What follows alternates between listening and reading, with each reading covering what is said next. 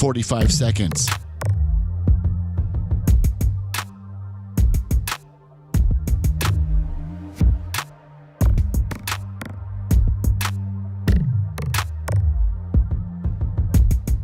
$30 seconds.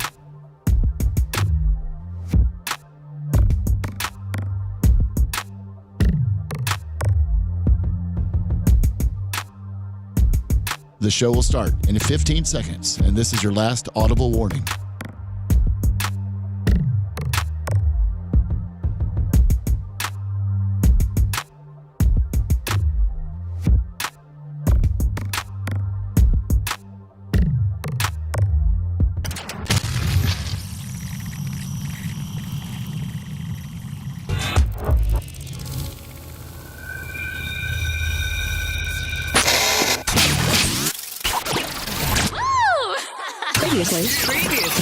Previously on the Bubba the Love Sponge show. You know Simba runs the show. Oh my God. Simba's not going to be happy. He's very territorial. He's a little ass. He is a little son of a bitch. He is. And you know what? If you go see Tom in his office, Simba will come right. He knows exactly how far your arms will go, and he'll get right on that border. So he gets right up in your face. Wow. You're listening to the Bubba the Love Sponge show. Broadcast rights for the Bubba the Love Sponge show have been granted to this station by the Bubba Radio Network and is intended solely for the enjoyment of our listening audience. Any rebroadcast, retransmission, or other use of this production without the express written consent of the Bubba Radio Network is prohibited. Oh, Long Johnson.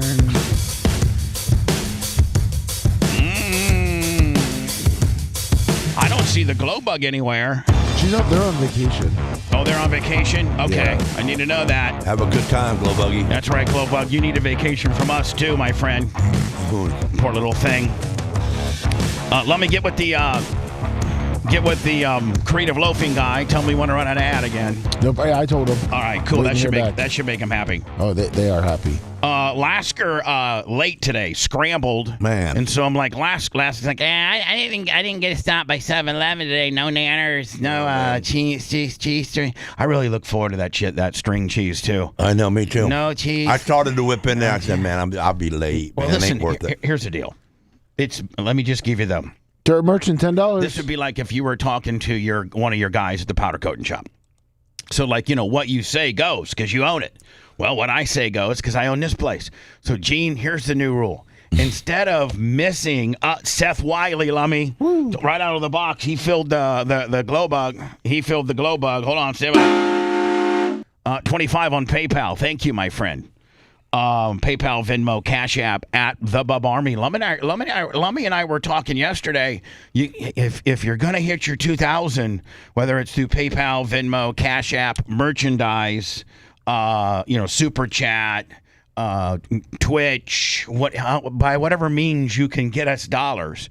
And we've really opened it up this year to include merchandise. So you're kind of killing two birds with one stone in the fact that, yes, you ordered that badass Bubba Army Trump-inspired watch. Yes, you got the shoes. Yeah, and Lummy, I got a hockey jersey, a Bubba 64 Clem. It's really an insider because it says Clem on the back because when you wear your favorite sporting jersey, it always has your favorite guy on the back. Yes. Like whether it's, Stamkos or Vasilevsky or Yanni Diaz or Mayfield. Who's on ours? Clem. Oh. Do you know who that guy is?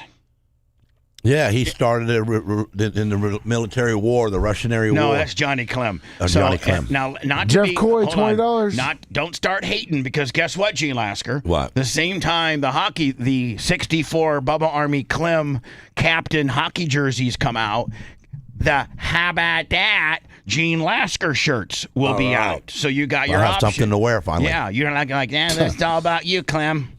But Gene, you have to admit. I'm not trying to put myself over, and I still have to revisit the 7-Eleven rule I want to give. Let me just get with that right now. Gene, it's better for you to walk in here 3 or 4 minutes late and have stopped by 7-Eleven than to miss 7-Eleven and be here on time. Really? Yes.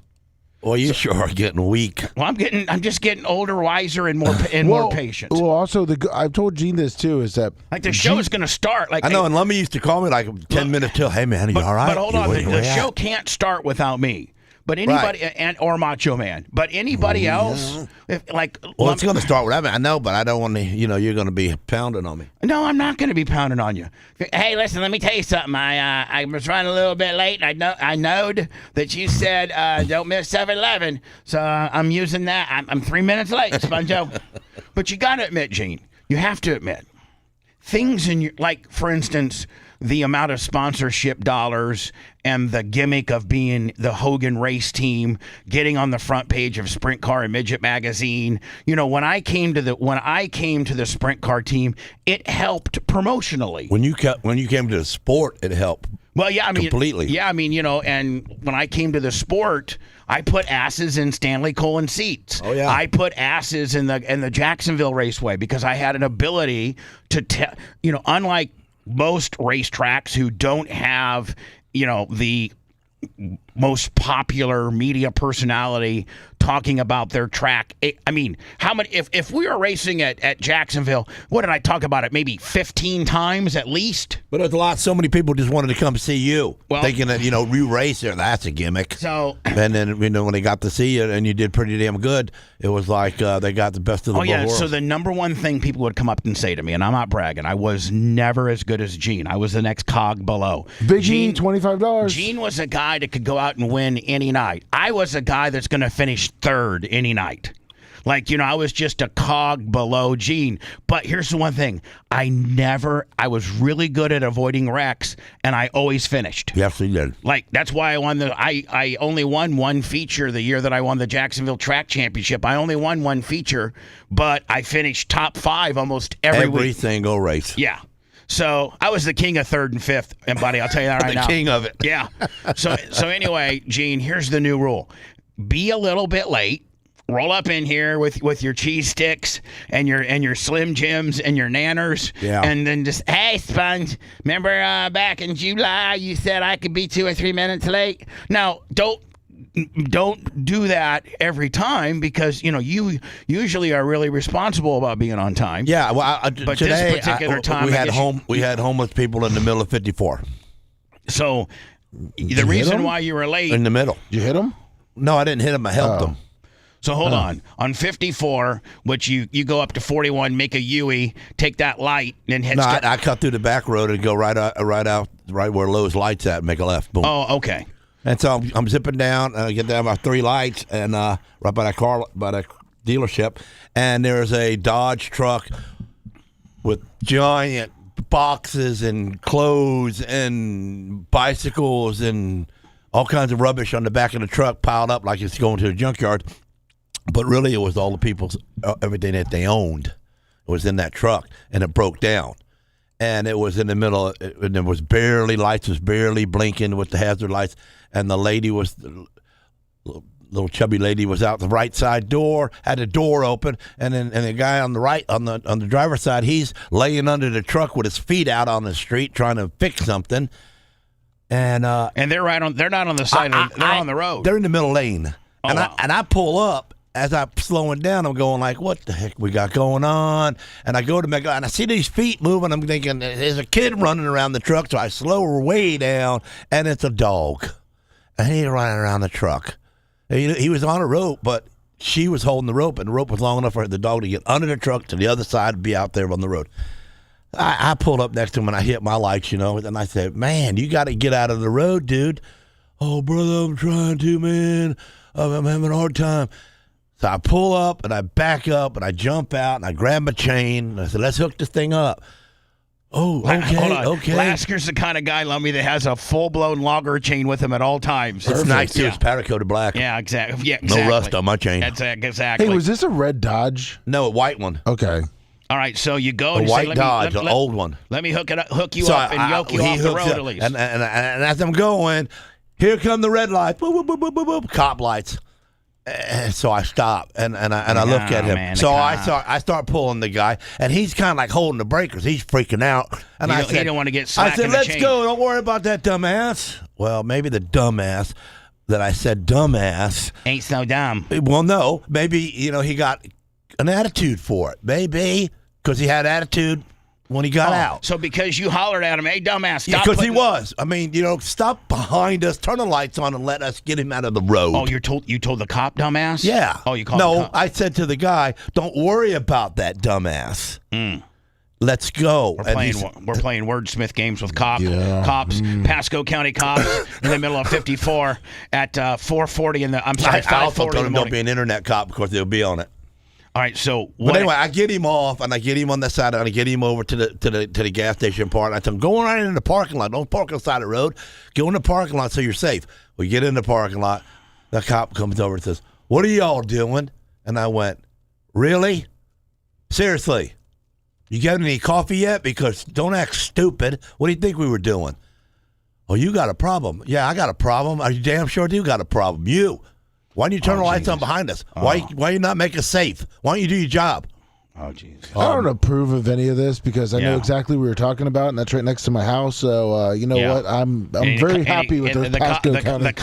The Pasco County Sheriff that patrols Lummi's neighborhood. We ain't got no problem with you at all. This is strictly on a guy that drives a burgundy red, brand new 2026 F450 that called you a dumbass. He said, "Well, let's start all over. What's the problem?" I said, Gene, "Well, he broke down." Now, Gene, can I tell you something? Bob Papo, $20. When a cop tells you, let's start all over. That we did. That means I calmed right down. That means you need to calm down. I did. Because everything from that point forward. Yes, sir. Right. Everything from that point forward. He's going to be a real idiot. He's over your shiz. Right. Okay, so go. He said, let's start over. I said, "Yes, sir." I said, "Listen."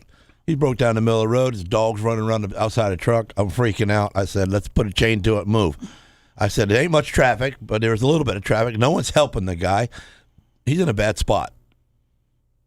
And he looks over at the guy, and the guy goes, "Yeah, man, I did my fuel line. I got a cracked fuel line." And da-da-da. And so the cop says, well, why did you holler at me? I'm a dumbass." And I said, "Well, no, I told him don't listen to the dumbass because he was freaking out because of your lights. He was jamming on the brake and wouldn't let me tow him. Let's get out of the road quickly." And he goes, "Okay, why am I a dumbass this morning?" I said, "Well, the way you pulled up, man, you were trying to block us." "Well, I didn't know what was going on. Were you using a wreck or something?" I said, "Okay, whatever." I had hazard lights on. So did it finally de-escalate and be Yeah, done? he just said it. He said, yeah, he told me. You "Well, just said, know what? "Hey, that's a damn nice truck you got there, son." I'm running late for the Bubba the Love I didn't Sponge say show. that at all. Oh, I you didn't should know. have. You should have. I said, "Listen," I said, I'm running late for the, Bubba the Love Sponge's new studios is up here in Pasco, and I'm a co-host. My name's Gene Lasker. And he's running for county commissioner seat He's running for county commissioner seat 2 in 4 years from now. He's the first one to put his name in the hat.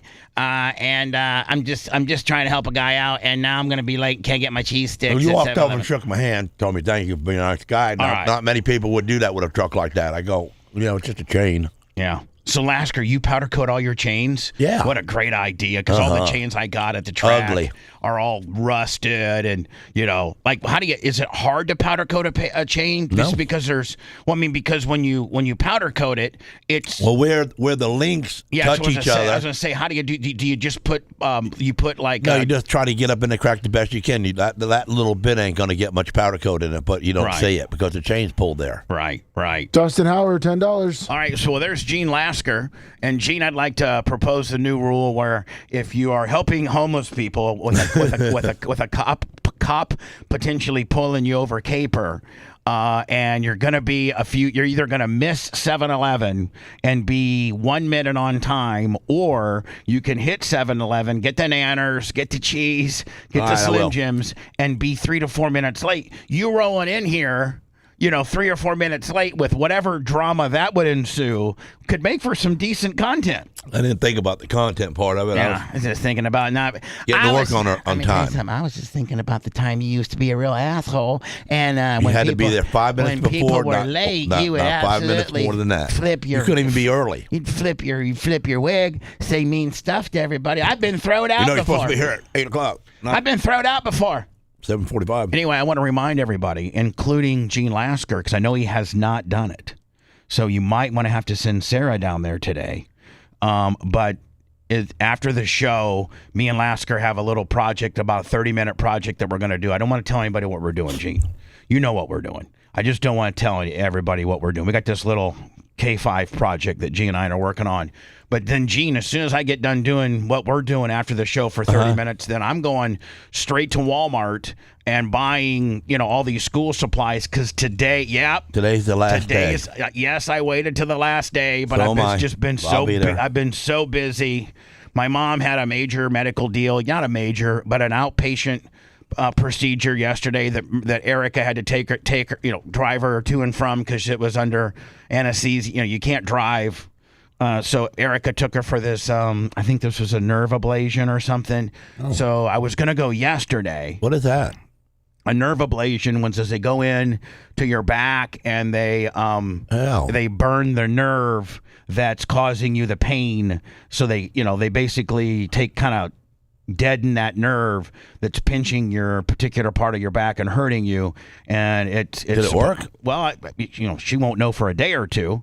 But I think it does. Yeah, she's had some success with them before. Oh, great. So today's the last day that you can roll up to your local Sunbelt rental, whether it's in Canada, whether it's in Tampa, Jacksonville, Ocala. It doesn't matter where you live, where you're listening to me, Arizona, Texas, Indiana, Ohio. Go to your local Sunbelt rental if you got a chance today. Go, buy some school supplies, 4 or 5, 6 notebooks, couple packs of pencils, some crayons, some magic markers. And if you got an opportunity, and I would say Monday they probably are going to have all the displays down because they're going to start working on the distribution to the schools because schools start in 2 weeks, don't they? Yes, they do. Yeah, school starts in 2 weeks. So right after the show, I got something to do with Lasker, and then Eric and I are. I'm taking a Crown Vic because I don't like to put miles on my truck or whatever. Crown Vic is solid. Bobby from Live Fast just put a brand new power steering pump on it, so it's awesome. And so I keep the oil change every 5,000 with Redline Synthetic. Oh, Lummy, even though she's on vacation, there she goes. Gloria Zach, the Glow Bug, Truly Yours event planning, 25 on the Gene Lasker gimmick. So I'm gonna go to Walmart and buy a bunch of school supplies and take them down to Daniel at the Martin Luther King 301 Sunbelt rental today. And so today is your last day. If you got an opportunity to swing on by there, do so. And if not, it's a great cause. Thank you for all those that did. I don't know if you've heard or not, but I've gotten word back from Daniel and from Bob and from Kevin that this is by far the best year. Nice. By far. The other thing is this. Now, don't forget, Lummy.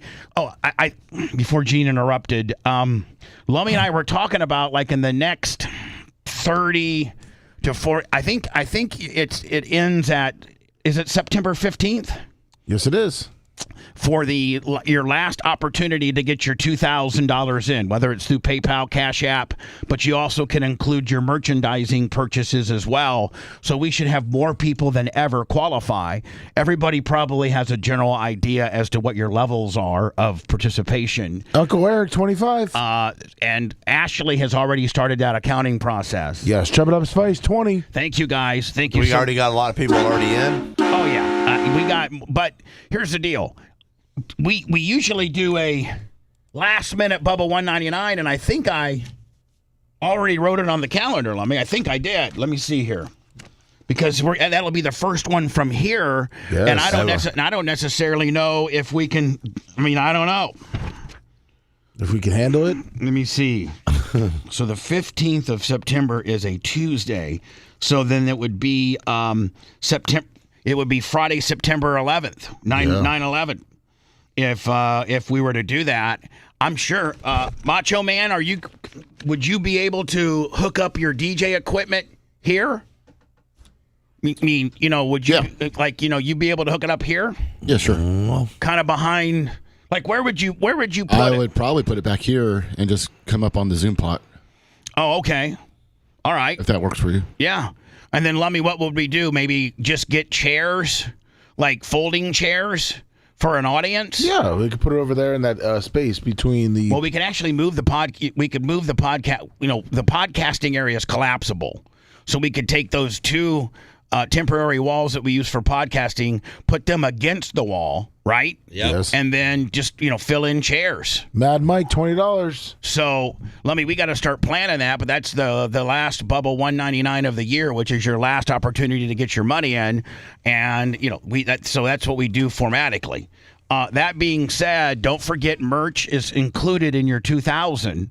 You have till September 15th to get your money in. Merch Crick has filled all the shoe orders. Oh, good. And she has, I think, one pair of if you go to Bubba Army Merch, Bubba Army Store, BubbaArmyShop.com, and you think, I told you once she filled them, she was going to, put whatever we had left. I think we have literally 5 pairs, maybe 6 pairs left. It looks like we got a pair of 10.5s, a pair of 11s, a pair of 11.5s, and maybe 1 or 2 pairs of 12. Maybe, I think it's 2. We have 2 pair of 10.5s, maybe 1 or 2 pairs of 11s, 1 pair of 11.5, and 1 pair of 12s, and it's first come, first serve basis. And so if you want to go grab a pair, a lot of people probably kicking themselves in the ass once they saw how good a nice of a shoe it really is. I have it in my hand there. Go now, immediately. If you're a 10.5, 11, 11.5, or a 12, and pick up that 1 pair that's left. And I would say this is going to... Oh, what the hell is that? Well, that's my neck. That's my instant replay pot. What? Where I got and don't you know that we got a show going on right now? Hold on, Lummy, and I have my air. I felt like it's getting a little hot in here. And so noise? I turned the air down while I put the remote controller on my instant replay. And I thought it was way over here to the left, didn't you? And it hit the cat. Oh. And I, for a minute, thought there was a cat in here. Man. That scared the hell out of me. Me too. Really, I was getting ready for Gene Lasker, and Are You Smarter Than a Fifth Grader? By the way, Gene Lasker will try to win his 2nd week in a row. And don't forget, if you win 3 weeks in a row, you get promoted. And in this case, Gene will go to 6th grade. But if you lose 3 in a row, Gene could be in 4th grade. Right now, he's 1+ on the 5th grade deal. So if he could cobble together a win this week, cobble together a win next week, he'll be starting 6th grade when Coben starts 10th grade. Hey, Coben, I know you're fixing to be a sophomore, but I'm fixing to be a 6th grader. Semi-auto class Travis, $50. So thank you, semi-auto class Travis. So Coben got a weightlifting in his course for the year. Oh, good. Oh, nice. That is great. And it's so awesome that they're now teaching that. Like, that's a class you can take. That's awesome. Because I'd rather be there lifting some weights, doing something that I kind of like and is going to make me, physically better than taking, like, literature or just some, He says he's going to join the team there and do deadlift, where you pull it up and you hold up 600 pounds. Deadlift. Bubba Army Merch, Bubba Army Store, Bubba Army Shop. Go get that remaining 1, 10.5, 11, 11.5, or 12. And we're at that point, we're done. I just refreshed it, Lummy, and they're still available. So it doesn't look like anybody's rushed to get it. There's I don't know what the woman's name. Erica knows her. Is it Dawn, or I forget her name? She makes these homemade dog treats, and they're called I don't know what they're called. Hamhas. Hamhas. Here's these bags. She makes. Gene, you got a bag over there. Yeah, I do. For your dogs. From the Hamhas doggos to yours. We hope you love the farm-raised, non-GMO, soy-free, preservative-free rabbit treats as much as we do. So, is this made out of rabbit? Hamhas doggies. Is it made out of rabbit? I don't know. I don't have one. Gene's looking at it.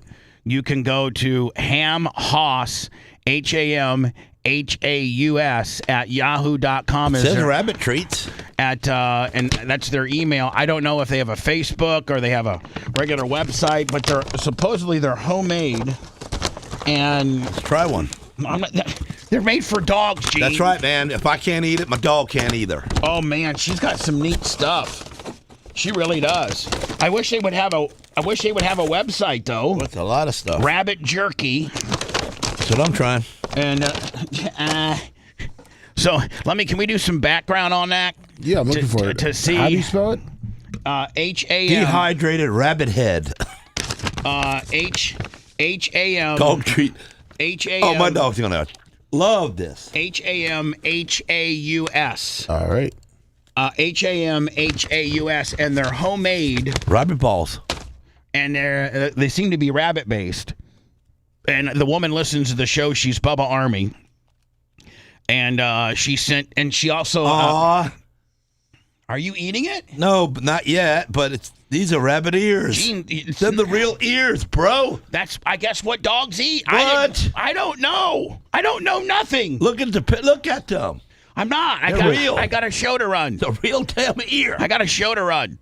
So Dogs anyway, love it. Yeah. So let me find me the page, or do they have a Facebook? Do they have anything? I'm looking for it. Yeah. I mean, all I have is hamhoss@yahoo.com. H-A-M. Oh, you got to be kidding me. This is a whole foot. Hamhoss, H-A-U-S @yahoo.com is their email. I would hope they would have some type of Facebook presence or something like that, so that people could see their products. It looks like they're all rabbit based. Do you think they raise rabbits and maybe they have to kill them? These are really dehydrated rabbit feet. Look! You can put a chain on them and have good luck. What good luck for the dude that got his feet cut off? But dear woman that makes the rabbit treats, I used it all except the feet, and I put that on my F-350 rearview mirror with the chain. Oh, these ears are I've had the best luck ever since. Again, pick up that last minute Fat Man Dunk 4 low top tennis shoe. And we can give this to Bobby. Because his worker wife had her ear cut off because of cancer. Maybe she wants a rabbit ear. Let me the 10.5 is sold out. So I got an 11, 11.5, and a 12. I need the 11.5 and the 12 for me and Coben. Well, I don't know that I can do that, Gene. I mean, I could buy the damn thing. Okay, Merch Crick, if you're listening, pull out the 11.5 and the. Are you sure you need a 11.5 and a 12? Yeah. All right, let me get a hold of Merch Crick right now. Hold on. Need 11.5 and a 12 for Gene and Coben. Boop, boop. I'm not going to charge you. I should, but you owe me. You know what? You know what? You owe me some powder coating. You owe me some powder coating. You ain't never paid for powder coating since I went in business. I don't really powder coat that much. But whatever you have, I haven't charged you. Yeah, you're right. I think I found it. I think it's Ham Haas Homestead on Facebook. Would you send me the link if you could? This woman sent us some doggy treats for our dogs. I also have some for Dr. Dan and his dog when he gets here on Monday. This woman sent them to our P.O. box, our mailing P.O. box. And am I signed on, Lummy? I think I am I not? Yes. Yeah, I see you. Okay, here we go.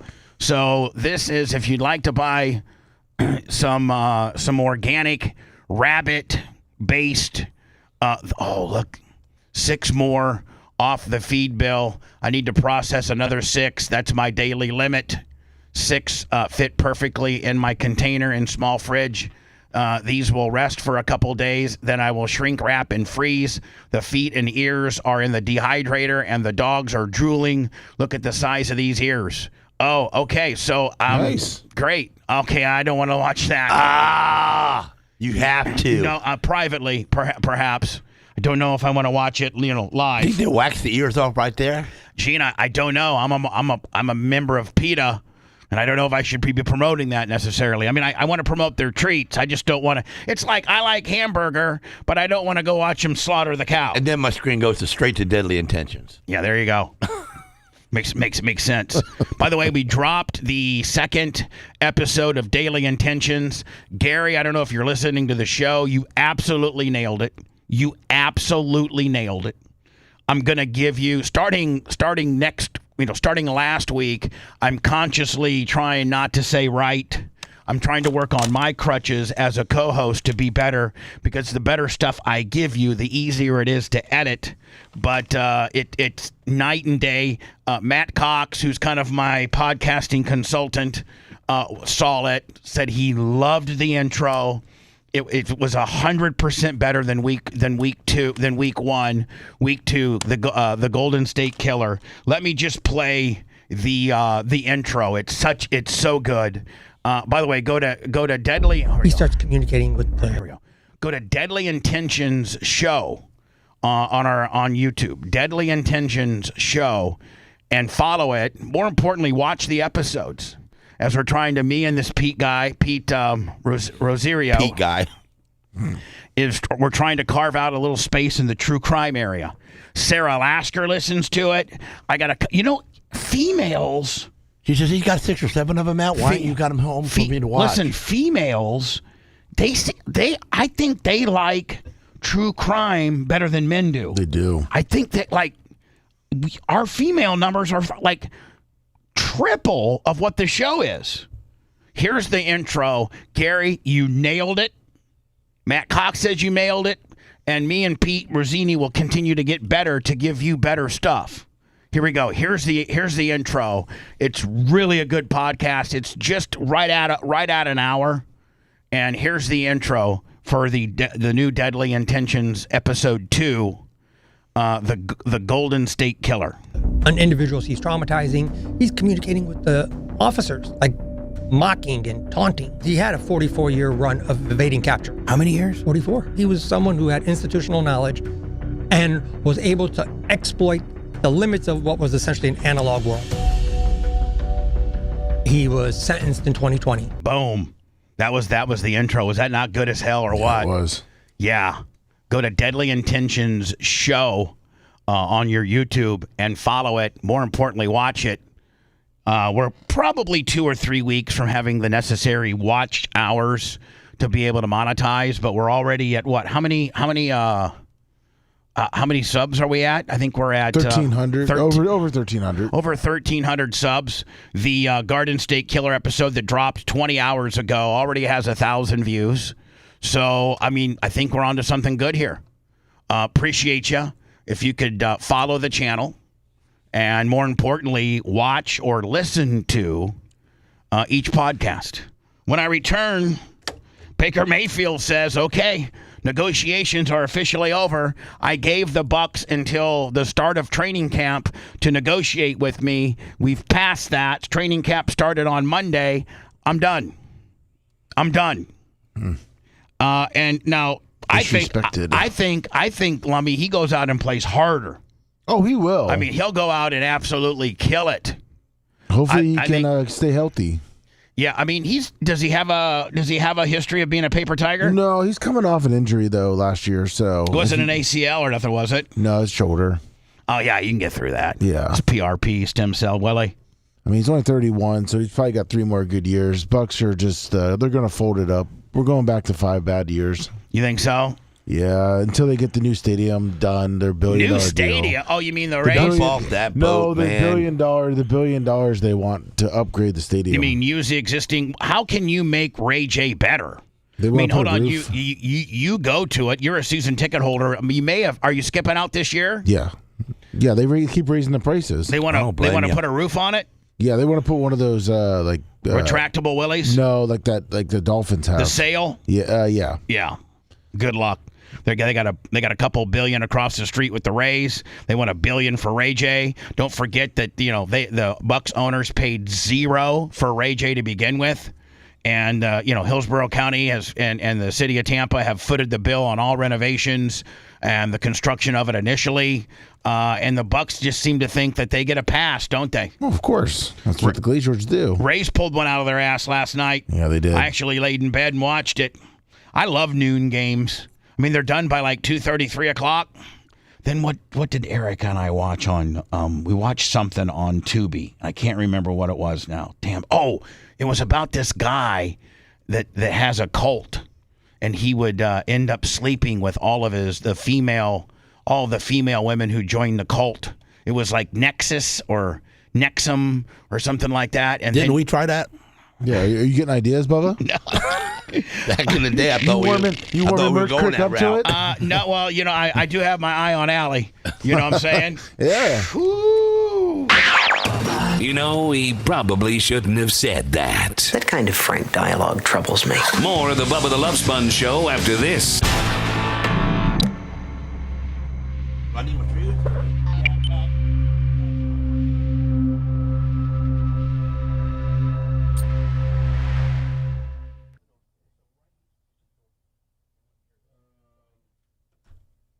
Hill, 38 buds.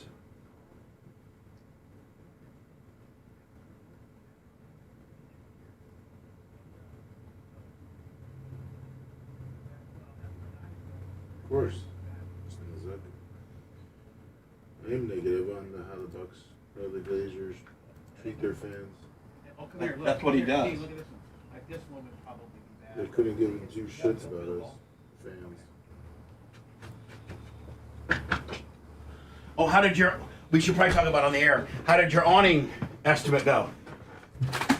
I got the job, yeah. We'll talk about it though, because that's what you were leaving early for.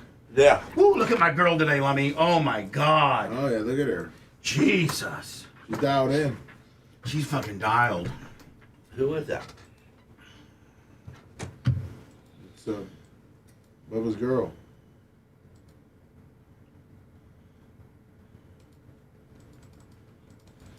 Look at them little wet footprints. That's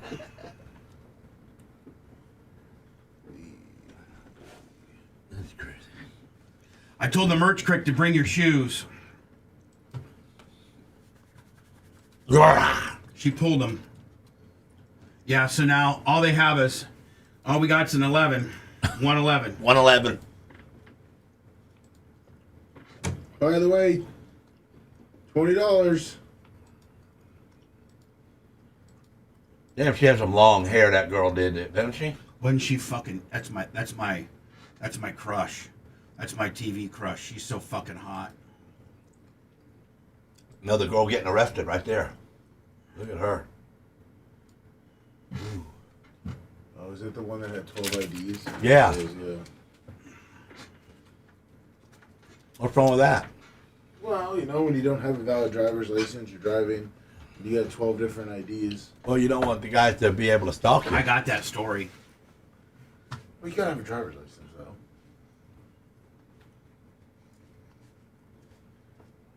Usually not gonna turn out too well. Right?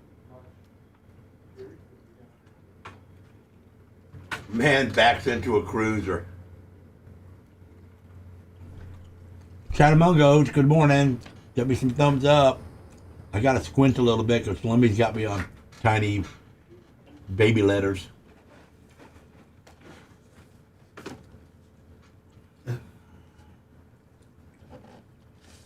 Thank you so much. Thank you, Erica. You're welcome. Damn, she's so little.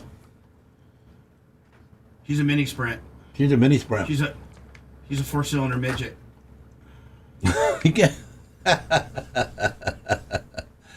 Anymore, now that I know Rico, midget is kind of a funny word. Yeah, but you can't say that around him. He don't like it? No, he just likes like little person or special. He doesn't like that. He doesn't like that. He doesn't like the word dwarf, and he doesn't like midget. Boy, he sure does whip it out when he talks about them. The cars. Oh, well, I mean, yeah, the cars, but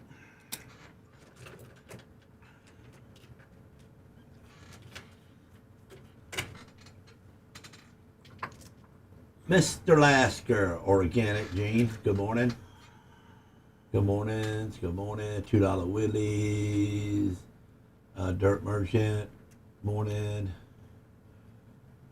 Lemmy's got to jack my screen up, man. He's got me on micro mode. Can't see shit. Grouper Lips, morning. Gina Mungos. Gina Mungos. Chana Mungos. PayPal, Venmo, Cash App. Thank you, Gloria. I need about $450 today to hit my Glenn goal, to hit my weekly goal on PayPal. I don't know if I'm going to do that. Hey, Bubba, Gene's mic's on. Oh. I was wondering what I was picking up back here. My mic's on? Yeah, no, it's not now.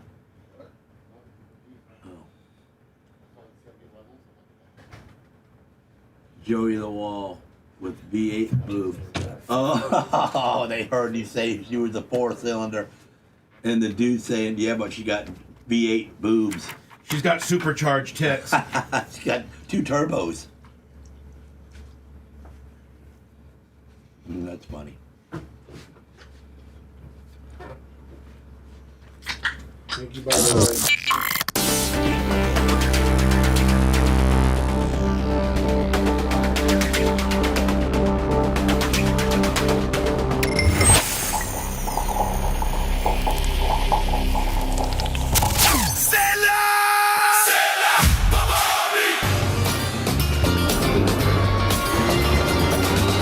A path carved by the boldest tires, forged from bravery to conquer any terrain.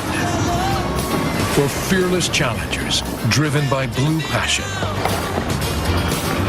Embrace unwavering determination. Blaze Blue.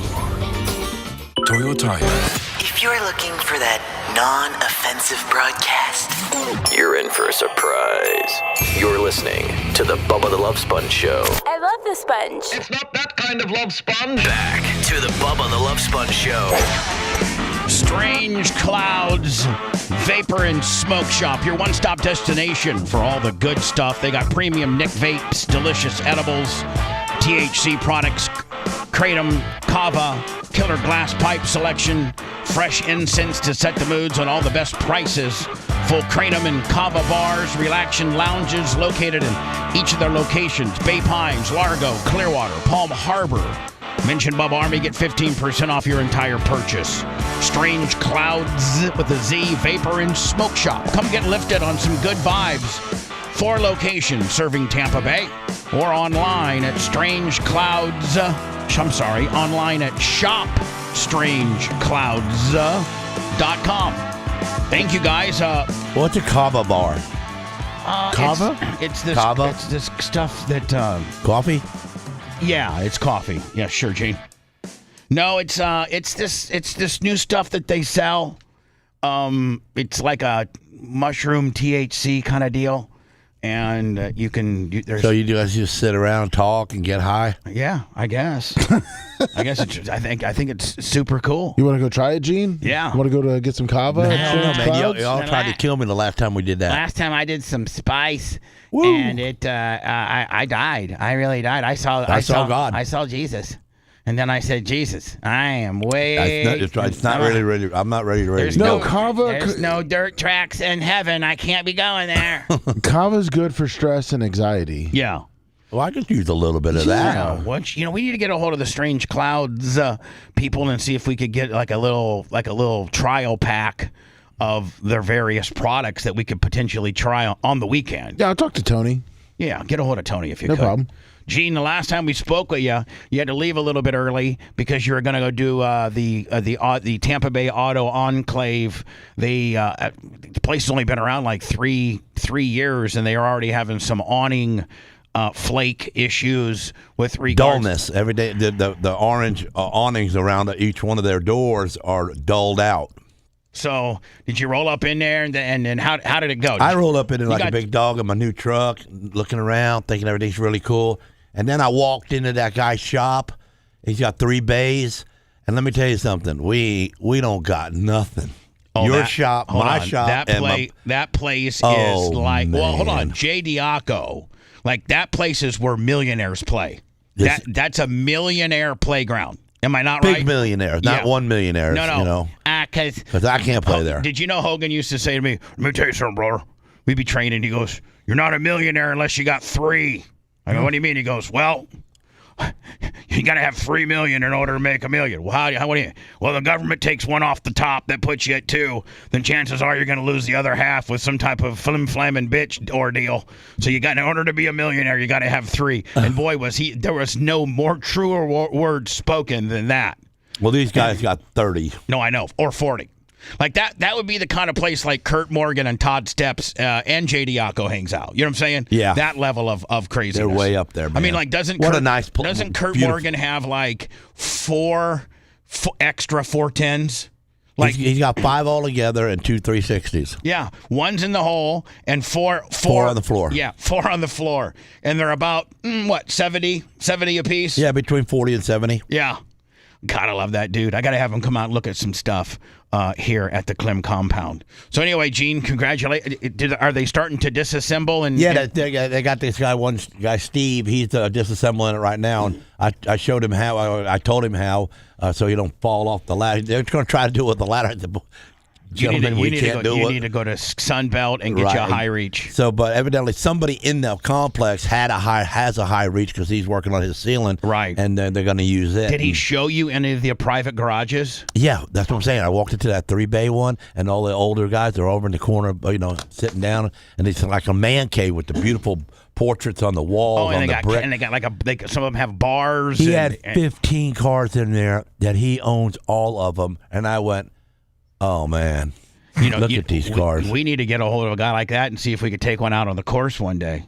He had a Jaguar, a 4-door Jaguar, too. It was a 4-door with the most awesomest blue paint job I've ever seen in my life. But it had 4 IndyCar slicks on it. By the way, for those scoring at home, Gene described it as most awesomeness. Yeah. The most awesomest car I've ever seen. The most awesome blue paint job. Blue paint job, man. Yeah. I said, man, on a 4-door? So how many, isn't it like 60 awnings? Yeah. Yeah, but 62 awnings. When they start dropping off.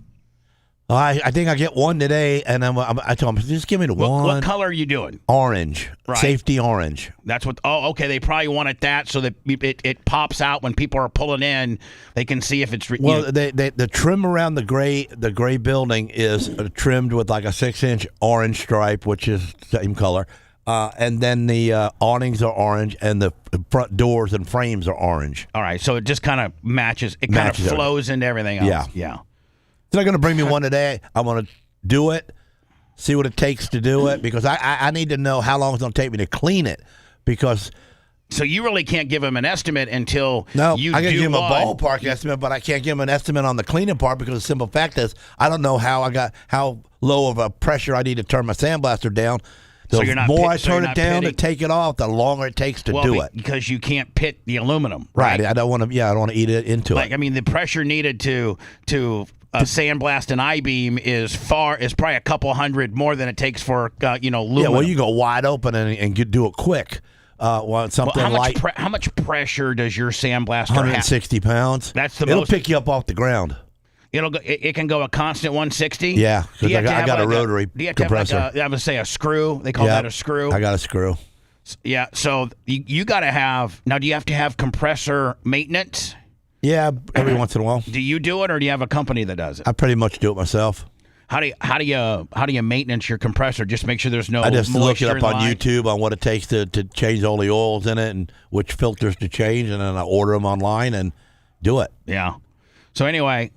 I mean, one of these days we should. I know there's a million things. We should go to Lasker's and learn how to sandblast. Yeah. And then learn how to spray the powder coating. Why you want to learn it? Well, because it would be great content. Yeah, why not? Okay, great content. You can do that. Yeah. Here's Baker Mayfield. He is not happy. No. Obviously, I've told you guys I've been pretty upfront and honest about my feelings about Tampa. It being home for. Now our family, we're raising kids here. We love it here. Coming from Cleveland, right? I mean, this is like paradise. How long have you been here? 3 years, 4. This is fourth, Lummy? This will be his fourth. This will be his fourth, yeah. Is he going back to Cleveland? No, but at the end of the year, I think he's going to, they'll probably put the franchise tag on him, will they not? No, they won't. They can't. They don't have cap room. So because of the franchise, what, $48 million? Probably. 47 to $48 million, and they don't have the cap room? No. So they can't put a franchise on him? No, they won't. They won't be able to afford it. He's done. Yeah, unless they step up to the plate and actually pay him. I mean, Well, but you're saying they don't have the cap room. They hold on. That's if they do the franchise tag, because you got to think that's $48 million guaranteed on the first. Whereas if they if they give them a 3-year, $120 million deal with 2-year options, backfilled, and 25 or 30 of it guaranteed, which comes off the cap price. Signing bonus Willie, they could, in order to get him to be part of the Buccaneers long term, they're going to have to give him at least a 3-year contract with some hidden traps in it, and get creative with the cap. Am I right? Yes. Who's eating up all the cap room? They got rid of Evans, they got rid of Godwin, or they still got Godwin. Well, you got to think it's also next year, so you got to think next year. Did they get rid of coming up due? Did they get rid of Godwin? No, they have Godwin. So I think he's coming up due too. Has he got a Patriots jersey underneath that one? No. Look at it close. It says it's a B. Bucks. B-U. See? B-U. That's Bucks, Gene. No. And set the deadline and told them it was going to be all ball after that. And I did mean that. And I don't know if they thought I was just going to take some of the offers that they gave. But no, Gene, he that's... The Bucks are doing him dirty. The Bucks, he has delivered what they needed. I just don't think, this is way more your alley than mine. Yeah. I think that they don't think that he's the long-term solution to what they need.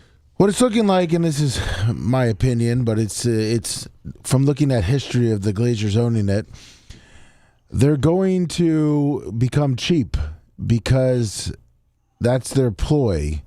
They're going to make excuses why attendance is down because the stadium. And then they're going to say because attendance is down is because people get too hot. Yep. And we need that sale Willie. And we can't afford to pay our players because the attendance is down. Right. And then they're going to, the county commissioners. But hold on. But meanwhile, Lummy, all teams have to operate under the same cap number. Yeah. So and that cap number is pretty much covered by their TV money.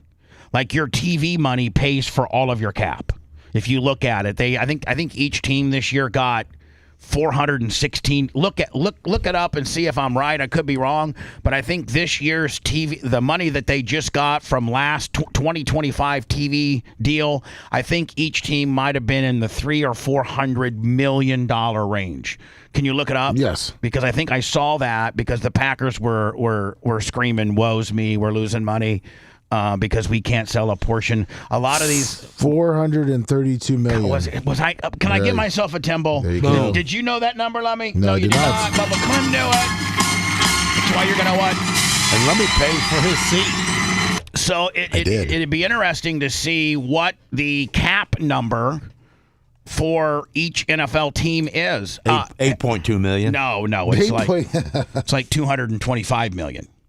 Hey, Alexa, what is the NFL salary cap for each team? From Quora.com.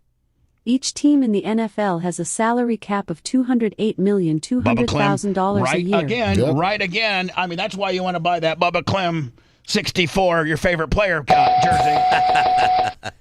So, Lummy, it's 200 and what? She said 208? 208, yeah. So it's the salary cap that you cannot go over, and most teams go right up to it. Is $208 million. But meanwhile, you got $430 million in TV money. I think she's wrong because it looks like, from what I'm seeing in a lot of different things, is $301 million. That still puts you $125 to the good. Oh yeah, but that's not enough for the Glazers. $125 million after you pay your players for operating expenses, various other. And that's before you include one ticket sale, one jersey sale, one anything. So, you're already starting $125 ahead of free money. The league gives you $430 million in your TV money. If you sell out 65,000 people. I don't know what the average ticket price of the Bucks is. What would you say the average is? Probably $200. Yeah. For one game? Yeah.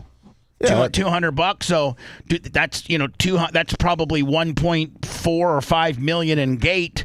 You got 8 home games. You're probably looking at between 10 to $15 million in gate and front gate sales. I mean, jerseys and all that kind of deal. There's all kind. I mean, please. I'm at the point of my career, and so let's say the Bucks don't re-sign him. It looks like they're not because he set a deadline of training camp. Training camp has now started on Monday. So this press conference is all about, I don't know what's going to happen. The Bucks did not meet my deadline. Now we're just going to ball. Does that mean he becomes an unrestricted free agent at the end of the year? Yeah, I'd probably go to like Pittsburgh or something like that. They can't put a franchise tag on him because they can't afford it. So the only thing they could potentially do would to be work out a long-term deal with some upfront, some signing bonus, some incentives in order for them to. I don't understand. Is he this good of a guy to argue about? Well, I mean, here's the thing, Gene. If you don't have a quarterback in the NFL, you're not going to win.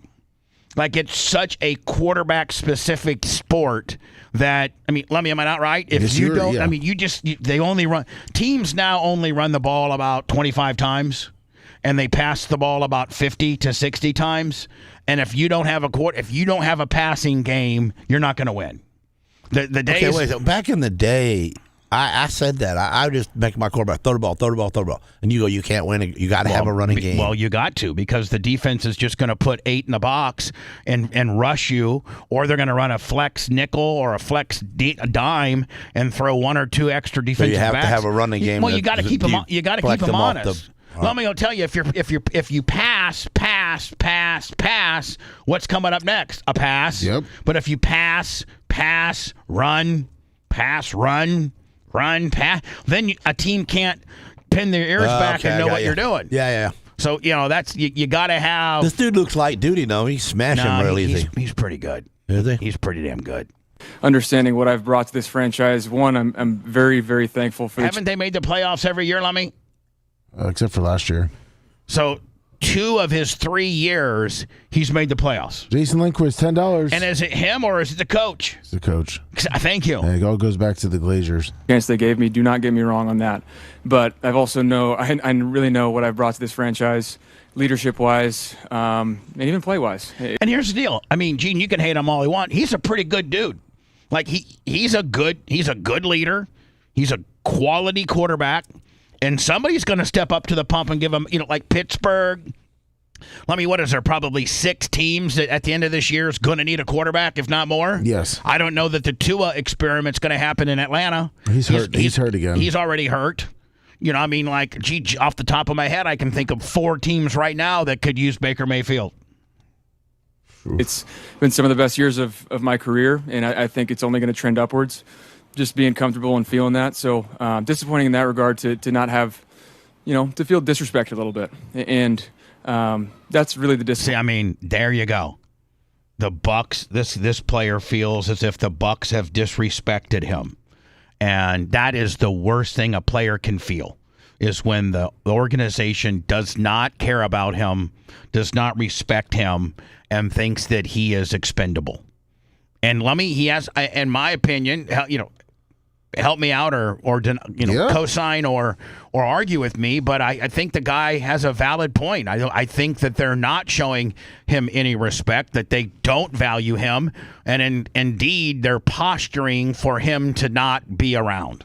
Yeah, that's the way it's looking. And, people are in chatter saying, well, they can franchise tag him. Yeah, they technically can franchise him. Sure, when the can. Glazers don't want the dead cap, too, you're thinking about the other players that are coming up that you're not taking into account. So if they keep Baker, then they have to release a lot of the, or can't re-sign a lot of the players, because you're looking at almost $80 million in dead cap next year. I think Tristan Wirtz is coming up. I think Godwin's coming up. Are they better than him? Well, I mean, they play their significant role within the team. Right. You got to have a stud left tackle, and they got one. And they got a guy that's one of the best in the league. He's one of the very best in the league, and he's going to be paid a ransom next year. They got to keep him. That's not even a question. Yeah. And Vita Vea, he's up. They're probably going to let him go. That's the way it's looking. Chris Godwin, he's getting a little long in the tooth. He's got a club option next year, I think, for like $20 or $30 million. They might pick that up because it's still kind of a bargain for a guy that good. What is he, 31? 30. So, there's just a lot of things the Bucks are already posturing to do, and one of which is letting this guy walk. And the Bucks are not going to give him $80 million for 1 year on dead cap. No. Pointing part to feel undervalued after, thinking you've earned it. This is not a poor me thing. There's a lot of other people that have it way worse off, but I can sit here and look at other quarterbacks. This is a very pissed off and scorned quarterback, and that's what you do not want. You start turning into Aaron Rodgers type nonsense.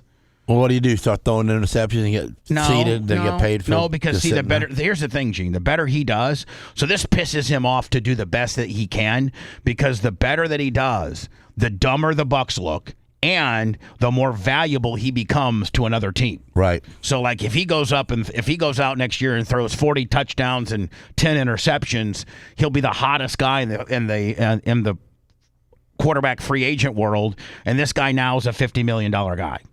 That's what the marquee free agents are going to probably. I mean, the franchise tag alone, Lum, is $48 million. So, you're going to get over that if you go out and throw 40-10 next year. Yep. 4,000 yards, 40 touchdowns, 15-10 picks.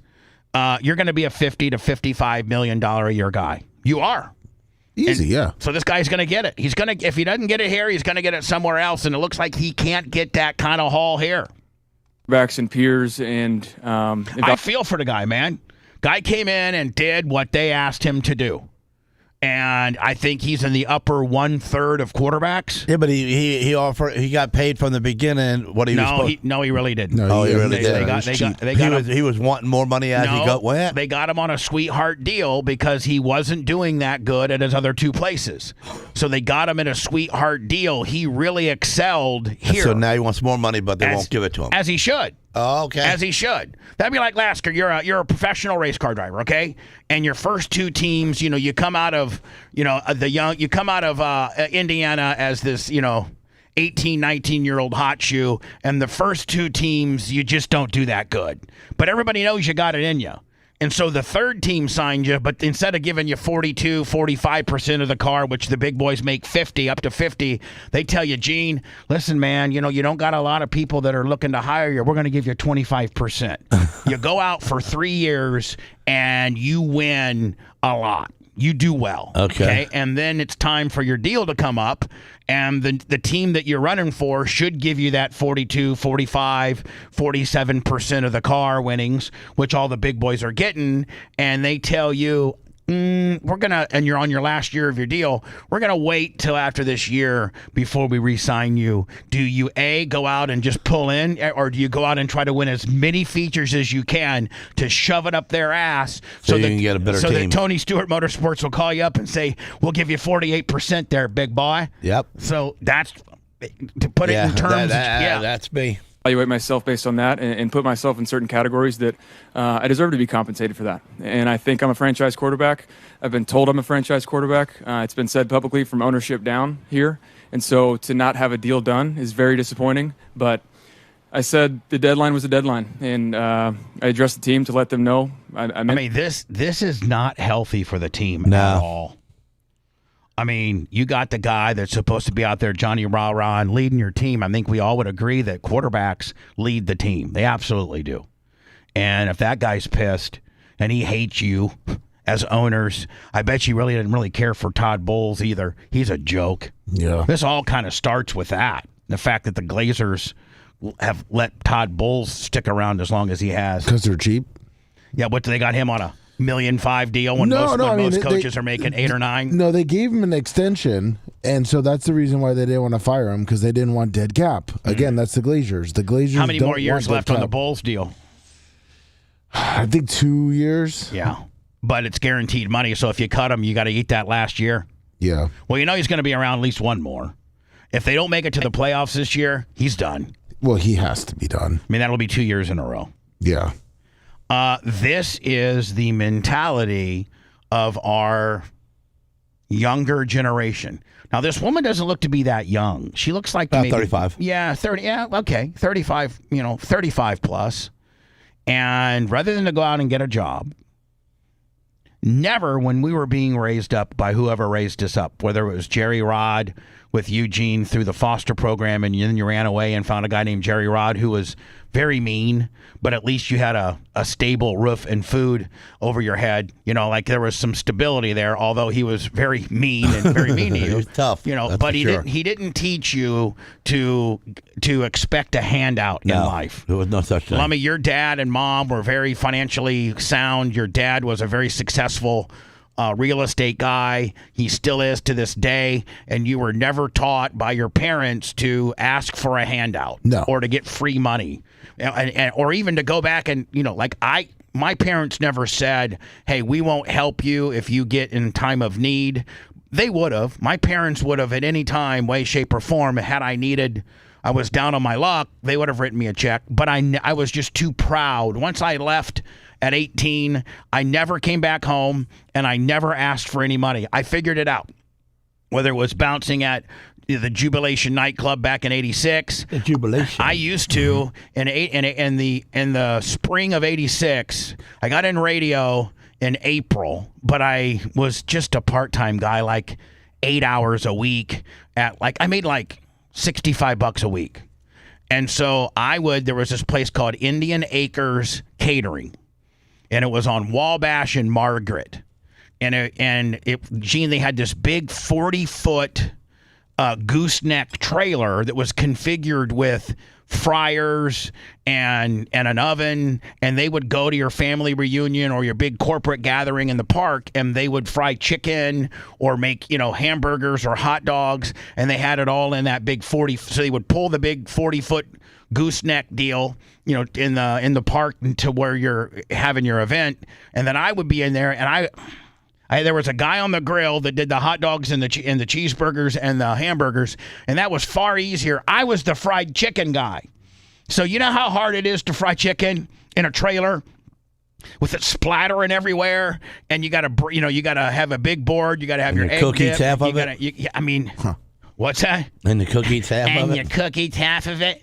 So for a year, I worked every Saturday and Friday, Saturday, and Sunday frying chicken with Indian Acres. I did. That's the first time I've ever heard that one. Yeah. Yep. And then I would go through the week after. That's when before I dropped out of school, I would go at 3:00, and they had a front store part where you could, like a little restaurant kind of deal, but it was kind of like a sub shop. It was everything was to go. They had no places to sit down, so it was right off the main Wabash Avenue, is kind of equivalent to Dale Mabry here in Tampa. And so all the workers, Gene, they would roll into Indian Acres because they had this big gravel parking lot where lawn dogs and you could just pull in semis, and they would come in, and they had subs and hot sandwiches and things like that. Well, I'd have to come in at 3:00 and do all the dishes from all day. They would just stack these dishes up, and it would take me 3 hours to wash all the dishes, all the pans and all the flat sheets and all of that. So I washed dishes for 3 days a week, and then 2 days a week I fried chicken. And I'd make $150, but the best would be you'd fry chicken for these rich people, and they'd come in to the side of the trailer and be like, hey, can I get a 12-piece chicken to go? And then they give you a $20 bill. To help you out because you did. Well, no, because the chicken was so good. They had a secret. The guy who owned Indian Acres, they had kind of a secret. Like Colonel Sanders has his secret recipe. Yeah. This guy kind of had his, and he was doing kind of crispy, that extra crispy gimmick before Kentucky Fried Chicken was. And it had a lot to do with adding sodium to make it a little more fluffy. So he had his, I didn't have the batter concoction. That was in a big 5-gallon, 3 5-gallon buckets of the special battering concoction that he'd come up with. And you just rolled the chicken in and threw it in the fryer. So they'd already paid. So think about this, Gene. They'd already paid for the catering, right? So that was to cover whatever went out the front door. Well, the back door, people loved the chicken so much. You'd get a 3-piece, green beans, baked potato. I'm sorry, green beans, baked beans, cornbread, a roll, 3-piece chicken, a hamburger, a hot dog. You could get all different combinations. So after your 3-piece chicken, you really couldn't come back for any more chicken. You could go through the line one time. Well, the chicken was so good, these rich people would come to the side and go, hey, here's $20. Can I get like a 10-piece of thighs, wings, and breasts to go? Yeah, no problem. They didn't inventory how many pieces of chicken they sent out there with us or how much batter. So I just throw in, like a 20-piece and then get me $20 there. And then that guy, that guy would have a little doggy bag and his buddy would be like, hey, man, what do you got? Hey, man, if you go to the side door, give the guy, the fat kid, $20. He'll fry you up a 10-piece. Or fry you. It was $20. It was $20 for 12 pieces. No, it was $20 for 20 pieces. And I'd mix in wings. Or sometimes they go all white, so I'd just be wings and breasts. At that point, I'd only make it 12 because, breasts were a big commodity. Like, I think the boss man knew how many breasts he sent me with. So eventually, Gene, I'd do so many side door hustles that I'd run out of chicken. And there was a couple times for the main woman, her name was Martha. She'd be like, Bubba, I need another 50-piece, put in 50. I didn't have 50 left because I had too many that went out the back. I'm like, okay, Mark. I had like 30.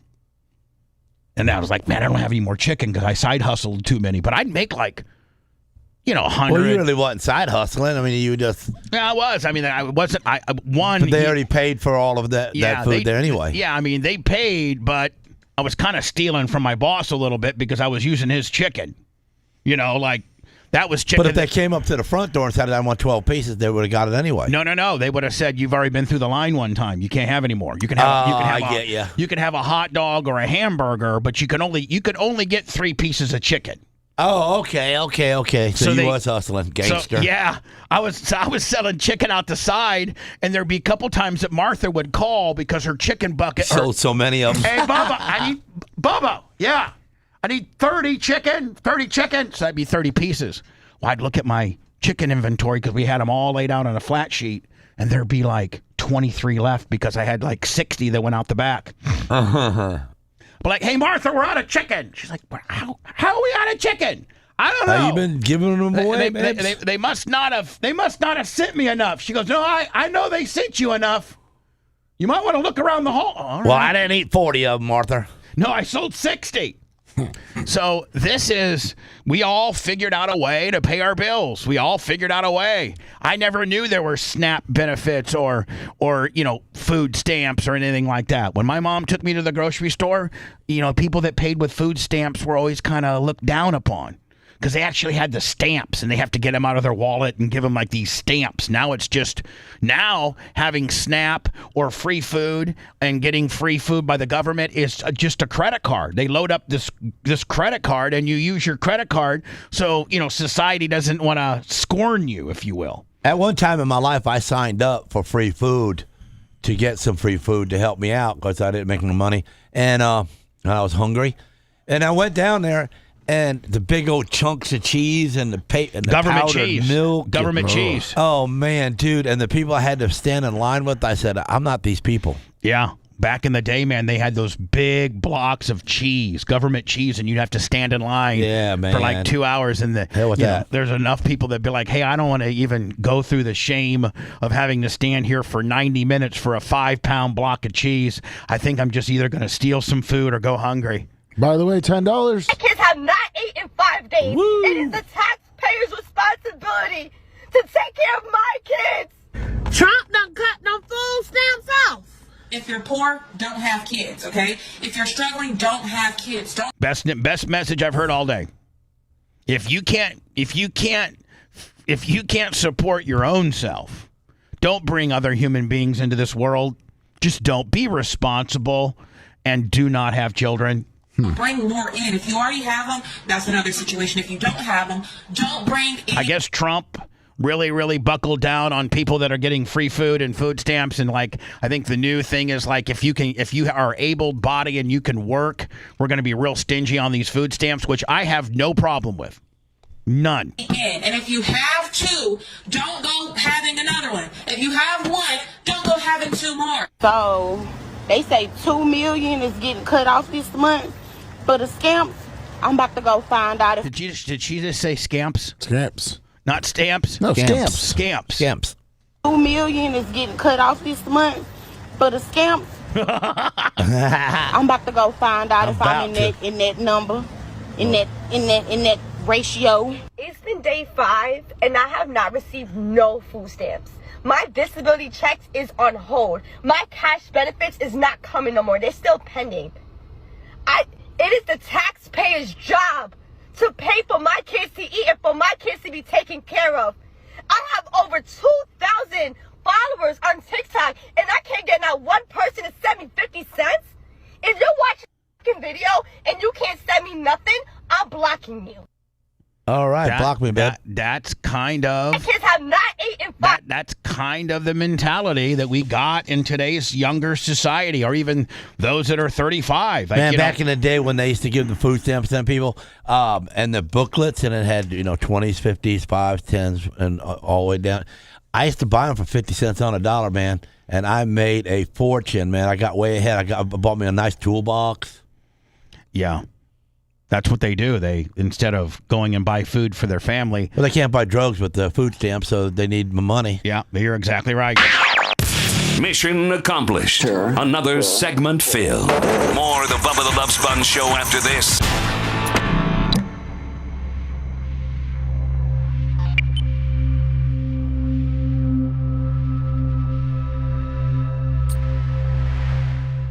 Monopoly money. Mm-hmm. Yeah. Crazy.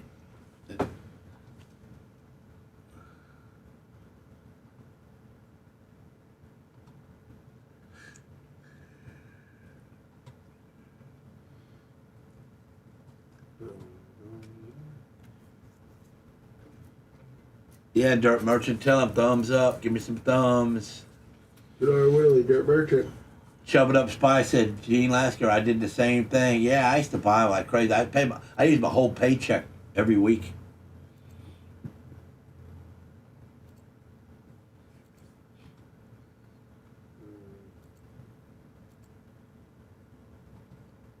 What's up, Dirt Merchant? Mike Thurman. Good morning.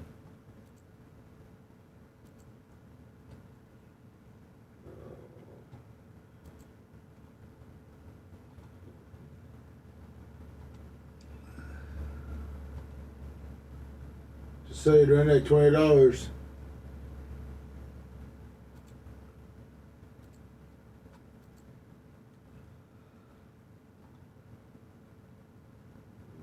Your mother used to send you to the store to buy cigarettes with food stamps, and some of them gangster dotheads would probably take them.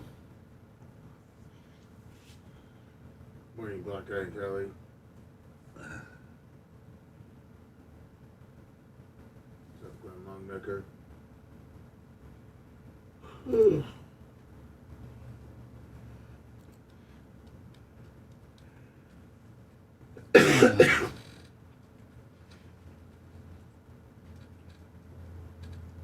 Kitty Powers, Black Guy Kelly, Ornery Old Fart, Shove It Up Spice all morning. Good morning, good morning, good morning.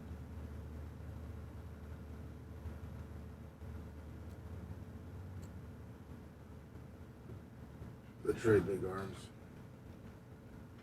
I don't care what they do. That looks good, Macho. But that looks poor good. people need money. They ought to give them to them When because Randy gets here, we just clean up those shelves and we'll be straight. My taxpayer money needs to go somewhere because they Damn, don't Macho stop Man. charging me tax. That looks good as fuck. My taxes didn't go down because the people ain't getting their money. Tell you that. Cable dog. Nats fan, morning.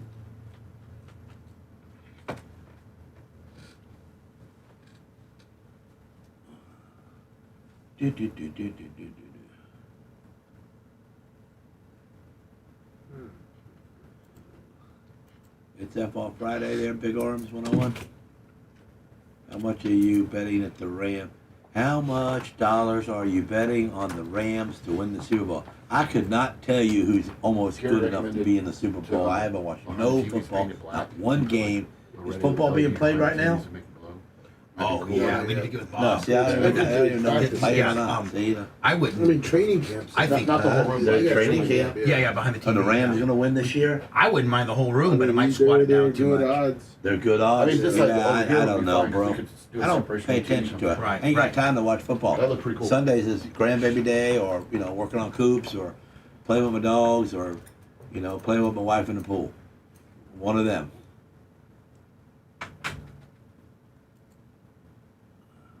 Jonesy 869. No, I don't like being robbed.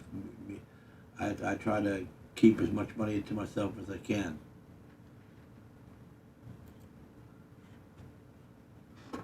PayPal, Venmo, Cash App. Venmo, PayPal, Cash App. Appreciate you. I think the shoes are sold out. Nope, there's a pair of 11s left. Let's go pair of 11. Pair of Cool, 11s. $20. They gonna go in the next 5 minutes probably. I'm gonna do that.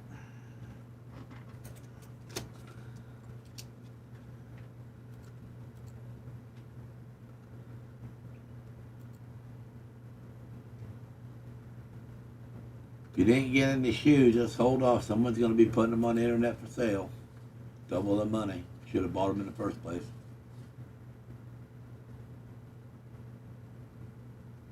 These went so fast, Bubba should make more. No, if you make more than that.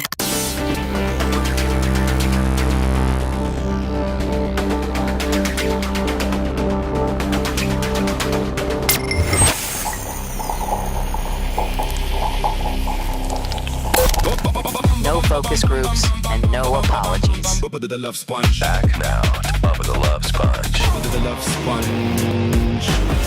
Thank you to the fine people of Crystal Harley-Davidson, a great client in Homosassa. They got the hottest deals of the summer. Make sure you tell them that you listen to the show. Man, you need to see the picture of my bike. Yeah, She's about done. I saw it. I saw it on your Facebook, and I already say that you're selling it for $26.5. Is that true? I'd like to. Yeah, I saw that you. It's still at Crystal River Harley getting its final preparation. It's a 136.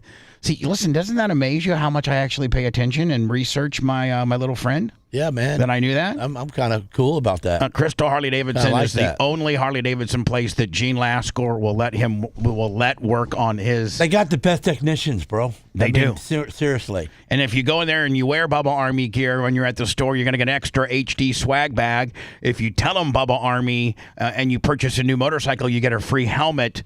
It's just a really, really great place. You go in there with the black shirt, walk out. Change to a red shirt. Well, no, walk back listen, in. Gene, you can't. Change to a white shirt, and you're bagged up. The woman that you're bamboozling is going to know, Gene, that it was the same person that was with the red shirt that was with the white shirt. Put your hair in your hat, put glasses on. So your carny type mentality. Wear a mask. Ain't going to work. No, I'm not Dean Lasker. You're an old COVID person. Anyway, Crystal Harley-Davidson, they're great people. They've been a client for quite a while. Thank you so much for believing in the show. Bubba Army, go up there. Go on Saturdays and get free hot dogs. Yeah, they always got burgers. something. Every weekend they got a band. They got hot dogs and hamburgers. They got some beer. It's a really great place. And thank you so much for believing in us. What's the girl's name? Our contact up Joy. there? Joy. Thank you, Joy, for believing in us. And again, go up there with a Bubba Army shirt on and get a free HD swag bag. And Lasker's Harley is still up there, by the way. Yeah, just talk to Triple H right there. It's the girl at the service counter. Anyway, if I think we have one pair of 11s left. Hurry. They're $99. They're $100. They're $99.99. They should be $129. They really should. I think our last shoes were that. But I got a little bit of a break on the manufacturing here because they were low top. These are by far my favorite shoes, by far, that we've made in the four shoe series. These are by far my favorite, and it looks like we're down to our last pair of 11s once she took out Coben and Gene's rotation. So it looks like we have one pair of 11s, Bubba Army merch, Bubba Army shop, Bubba I got Army mine right store. next to me. Bubba Army store. Get them. And don't forget all of your merchandise that you buy, whether it's we have a few Trump-inspired Bubba Army Rolex. Are they Are they the Submariner? Is that what they're modeled after, or the Daytona? I think the Submariner. I believe it's the Submariner. Yeah, and they're actually the same weight, and they're actually 1 or 2 millimeters wider than the Rolex. I think ours are 44, and I think a Rolex Submariner is 43 or 42 millimeters. 41. So on the Submariner. Yeah, these watches are unbelievable. They're in transit to being here. Everybody is already prepaid, a lot of them. There are a handful left. I think the black stainless sold out, and we're down to just the two-tone, and of which on that, I think that, yeah, look, let me put this page over here. It says sold out. See nice. It? Sold out. Sold out. Sold out. So I think Merch Crick told me that there's 15 to 20 of the two-tone that are left. If you go get them, because those are going to be sold out as well, and you're going to be kicking yourself in the ass that you don't have one. Bub Army merch, Bub Army store, BubArmyShop.com, a bunch of other great stuff. The Lasker shirts, how about that? NASCAR-inspired Lasker shirts are on their way. The number 64 Clem Captain Hockey, real authentic hockey jersey with stitched numbers, they're coming. And I don't think we didn't pre-sell those. I think I made 124 of them. Yeah, you kind of got interest. See how many people were interested. Yeah, I got 124. So we'll have all that stuff and more. Bub Army shop, Bub Army merch, Bub Army store, and your total goes to your year-end BARP deal. Ashley is starting to rough that in so we can actually reach out to people. I mean, like if they're, hey, listen, bud, you're like 150 away from qualifying for BARP. Did you know that? No, I didn't know it. All right, well, just want to let you know, I don't want you to get shut out over $80. Here is the mentality. You know how I played before he went into words, the where's my food stamps? My kids haven't eaten for 5 days. It's the American taxpayers' responsibility to keep my kids fed. Well, here's if you can't get your SNAP benefits or you can't get... Then you go to a restaurant and eat for free. Then you dine and dash, or you go and absolutely just steal stuff, walk out. Now, Gene Lasker used to do this, but it was really, really back in the day. Lasker was the getaway driver when he was hanging out with the gypsies, and it was a big deal. But I wasn't no thief. No, you didn't actually. You just drove. I just drove. You were the stick man. Yeah. And that's what they call I kept everybody safe. So, and Lasker got busted finally.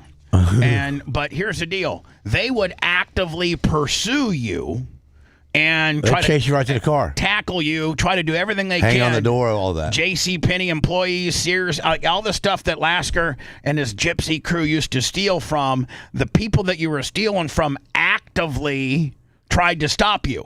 Well, in today's world, in today's woke-ass world, these employees are like taught, don't put your hands on them. Maybe follow them out to the store and videotape them the best you can, but do not. In fact, there's been people that have actually stopped people in the parking lot and taken the retail items back, and they get fired because you're not supposed to touch. You're just supposed to just look the other way and let people steal from you. And this employee, she follows this woman, and so this woman is stealing a bunch of stuff with her daughter.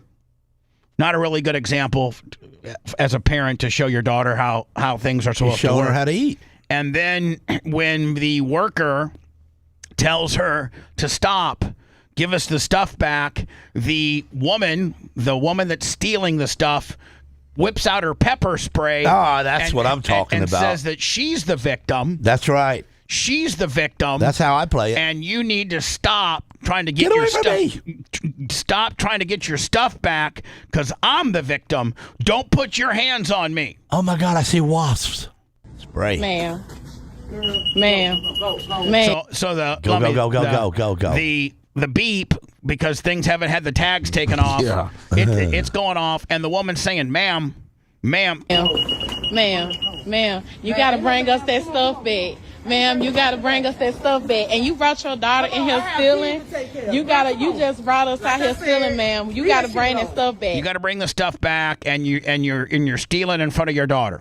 We already done called the cops. So they on their way to come get you. They're on their way to come get you. Okay, you need to bring me that stuff.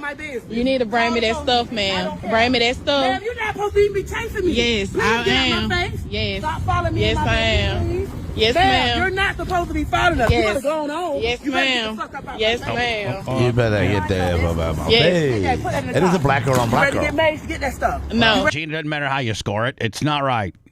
Ready to get made? I'm Get out my waiting on face. the I call don't the care. police. Hurry up and get I'm gonna that. call the police. Call the police. I'm gonna Get call out the my police. face. I'm gonna call It's the hard out police. here. I'm getting my kids school shit. You It's hot. I feel for her. What, the woman that's They're stealing. She's and look at the basket. It's nothing but food for her kids. She's not stealing stupid stuff. So I guess if I go to the Publix today and steal $300 of food, No, and it's I'm not like, right, but it's kind of not and wrong. then Lummy whips out his pepper spray and tells you know, Publix makes $14 billion a year. Hell with them. All right. Oh, you're a black woman. I'm and gonna call the Back in police. your soul, man. Please get I'm my gonna call the face. They should police, help some people. ma'am. No. Let's have somebody walk into the powder coating shop and steal, 15 or 20 pieces of things that are on the rack that somebody has paid for. That If somebody they're feeding owns. their kids, I let them. Oh, shut up! You're stupid. You're absolutely stupid, Johnny Peter Pan over here. Johnny Peter Pan. Come Where on, you get Bubba. that You helped from? the homeless guy today. Now he's. I helped the homeless guy today, man. As long So I as you're should have feeding good your luck kid. for about a Bubba, week. let's go to Gene's shop, and you know what? I'm gonna let Walker walk all around there, and we're gonna Take go whatever he sell wants. powder coat. Yeah. And Yeah. I'm gonna take his Ford Coupe or Peter whatever Pan he over there. got. and- Peter Pan there with a powder coated log chain saves the day. And now he wants to let everybody just rip off anything that you can because Publix. Do you realize that Exxon has made $14 billion on us this year over the war? I think it was Shell. I think I saw it on Fox yesterday. No, I actually saw it on CNN. Now, how can that be? I was flipping through the channels. This made me so mad. I didn't see it in prep, but maybe you can look for it. Shell made a record profit. That's what I read. Shell made record profits this last quarter. I think it's either the very best quarter they've ever had or the second best quarter they've ever had. We're second highest quarterly profit on record. Yeah, record. Shell had they just reported the quarter earnings, and I saw it on CNN yesterday. $9.84 billion. They made almost $10 billion. See, I read that ExxonMobil made 14.5. Exxon may have reported their quarterlies too. I only saw that. I only saw the Shell deal. Oh my God, Lummy! Our boy Mike Thurlman. Mike Thurlman. Mike Thurlman. That's a horn right there. $1.50. Thank you, Mike Thurlman. I was about $350 away from my self-infused goal that I put every Friday, because I clear all the accounts Friday, Lummy, and put them into the bank, but I let them go the entire week, and I have these little goals. These little goals. ExxonMobil and Chevron reported $26.5 billion. Hold on, are you saying Exxon, Chevron's combined company or individually? It just says Exxon and Chevron reported $26.5 billion. So Exxon 26, yes. Chevron 26, or the company is Exxon Chevron. Exxon Chevron. All right, so the company is a single company, even though it's called Exxon Chevron. Right? It's a single company. Yeah. And they reported $26 billion in profits. Yes. Now there's something wrong with America now. And Shell reported 12. Yes. And somebody else reported 9. And so, you know how Trump came out about a month ago and said, we're going to look into these big petroleum companies, and if they're Josh Markinson trying to help me with that goal. PayPal, thank you very much, Josh Markinson. PayPal, Venmo, Cash App, at the Bubba Army. So remember when Trump had a press conference, I'm just going to let you know, we're going to look into all the petroleum people because I think they're gouging the Americans. Well, if their profits, if their quarterly profits don't show you, oh my God, did you see the Christopher Lehman? Did you see that? Yeah, Christopher Lehman, $100. Christopher Lehman on the Cash App, $100. Thank you, my friend. Charles Richardson, $30. Thank you, my friend. Everybody appreciate Trump you sucks. so much. Yeah, Trump. Listen, your investigation as to whether he's getting paid. Well, No, it's been happening since 2023. The record profits too. So hold on. What other investigation do you need as the federal government that these potential petroleum companies are gouging us? Other than, the only thing you got to look at is, okay, let's look at their quarterly report, which this would be their January, February, March, April, May, June. So this is January, February, March, April, May, June, and this would be the second quarter profit, P&Ls, profit and loss, because it usually takes about 2 or 3 weeks to gather all that information and to close out the second quarter. So the second quarter being April, May, June, these reports start rolling out about 30 days after you close the quarter, which makes it about right now. They closed it out on June 30th, and by July 30th, they start reporting what those P&Ls were, and it looks like all petroleum companies now are setting records of profits because they have used this Iranian situation to absolutely give them a pass to gouge Americans, to absolutely gouge us. I think we're at, one of the all-time high in fuel. Formerly U.S Iran 25. And so what other data does Donald Trump need than that? Listen, if they reported mild profits, but if do we have federal anti-gouging laws? I think we do. Well, don't we? If you look at, I don't know why the media is reporting, because if you're looking at their charts, ExxonMobil is technically down from last year's profits. Even though they do have a nice profit, it was a 16% decline. Their highest profits ever were in 2023. That it looks like they were at 117 billion. That's under the guise of when he's been president. Since he's been president, this isn't on him. I'm not. Well, no, 2023 was Biden still.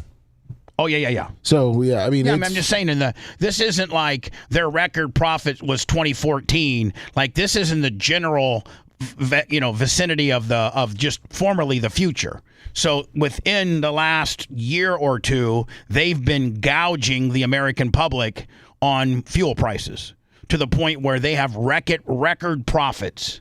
And their second most profitable quarter is now the most current quarter recorded, which was the April, May, June, the second quarter of this fiscal year. Now everybody's coming in with their second largest quarter since 2023. Well, they were gouging us in 23. I don't know if the president at that point was going to do anything about it. Oh, Lummy, did you see LM close? No, of course you didn't, because you don't get PayPal like I do. $200 in the PayPal. Boom. Love you, LM. Hope to see you at BARP, my friend. Lummy, is LM coming to BARP? I hope so. He normally does. He's here for about an hour and then flies out. He usually does.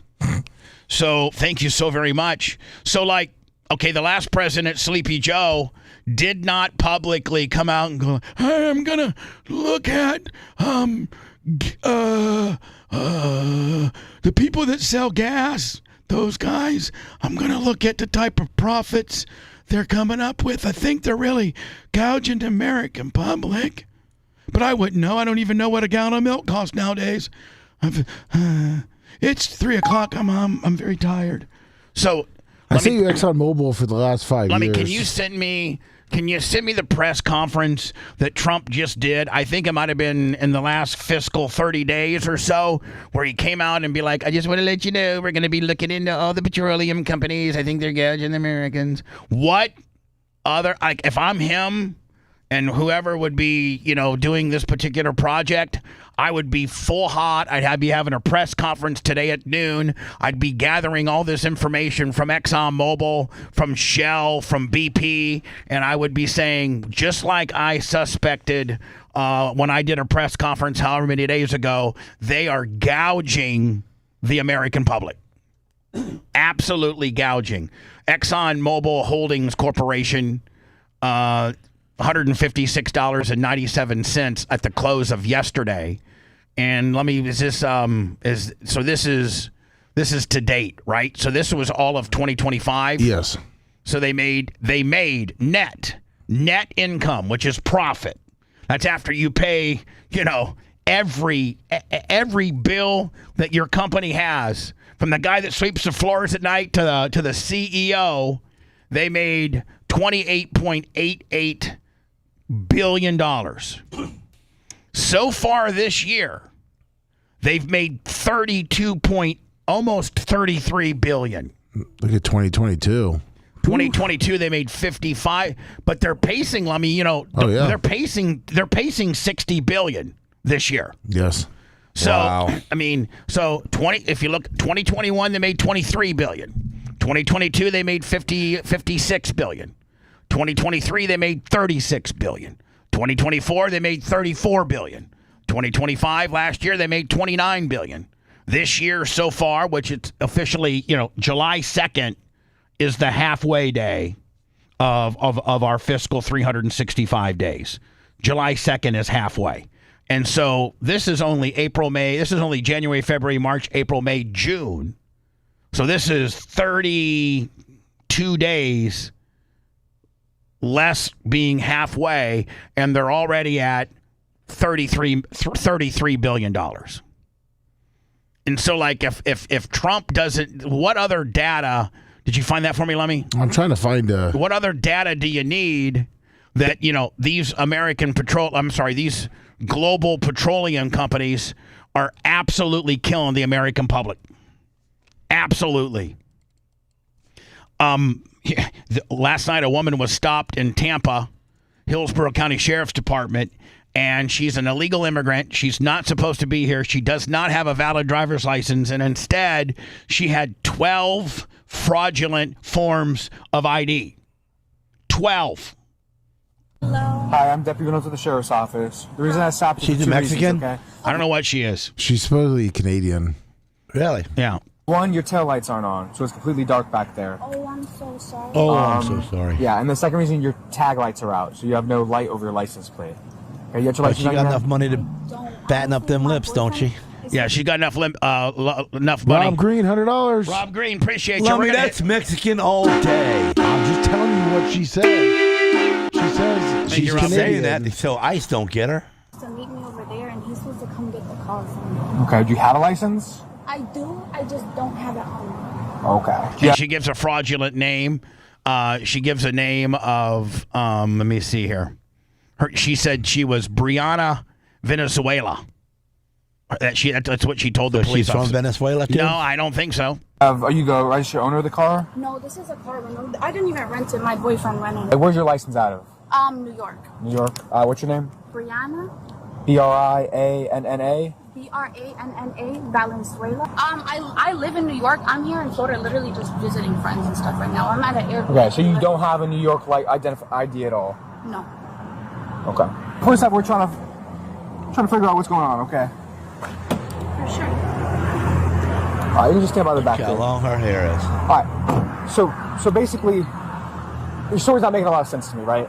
You say you live in New York. Basically, you're a big booty Latina, and you have 12 IDs, and none of which are you. And you don't have a valid driver's license in New York, and you're not Brianna Valenzuela. So we got some problems. Appreciate it. Josh Markinson, Lummy, on the PayPal. Thank you, Josh. PayPal, Venmo, Cash App, at The Bub Army. I think we've already hit our goal, I think. Thank you, my friend. New York, but you don't have any ID in New York, right? Yeah, I wasn't born there. Is she wearing pajamas? It looks like it. Yeah, it looks like it. I understand that, but you said you live in New York currently, right? Yes. So how do you have no ID from New York? I've never had a driver's license or anything. Do you have anything with your name on it in this car? No. All these are fake. Now, let me ask you a question. It looks like a back of a license. Gene being the most corrupt of all, why would you need 12 IDs? Are you doing some kind of identity scam? Are you doing, why? I'm asking. I don't know, so I'm asking. What do you need 12 IDs for? Well, the way she looks like that, she's probably doing that at high-dollar bars, like, a Marriott bar or something, so to guys, so she can swindle the money or the watches off of them. Oh, get them upstairs? Yeah. Slip them a roof? And then they think that this is her name. What's that? Are you sure? It's pretty hands me, but... Lummy, why would you need 12 IDs? I think kind of like what Gene said. I mean, you're running some kind of scam that you can go online maybe and sign up for multiple things. And anytime you whip your license out on a dude and you've just knowing them, now they trust you as being legal. A search of Swanson's vehicle.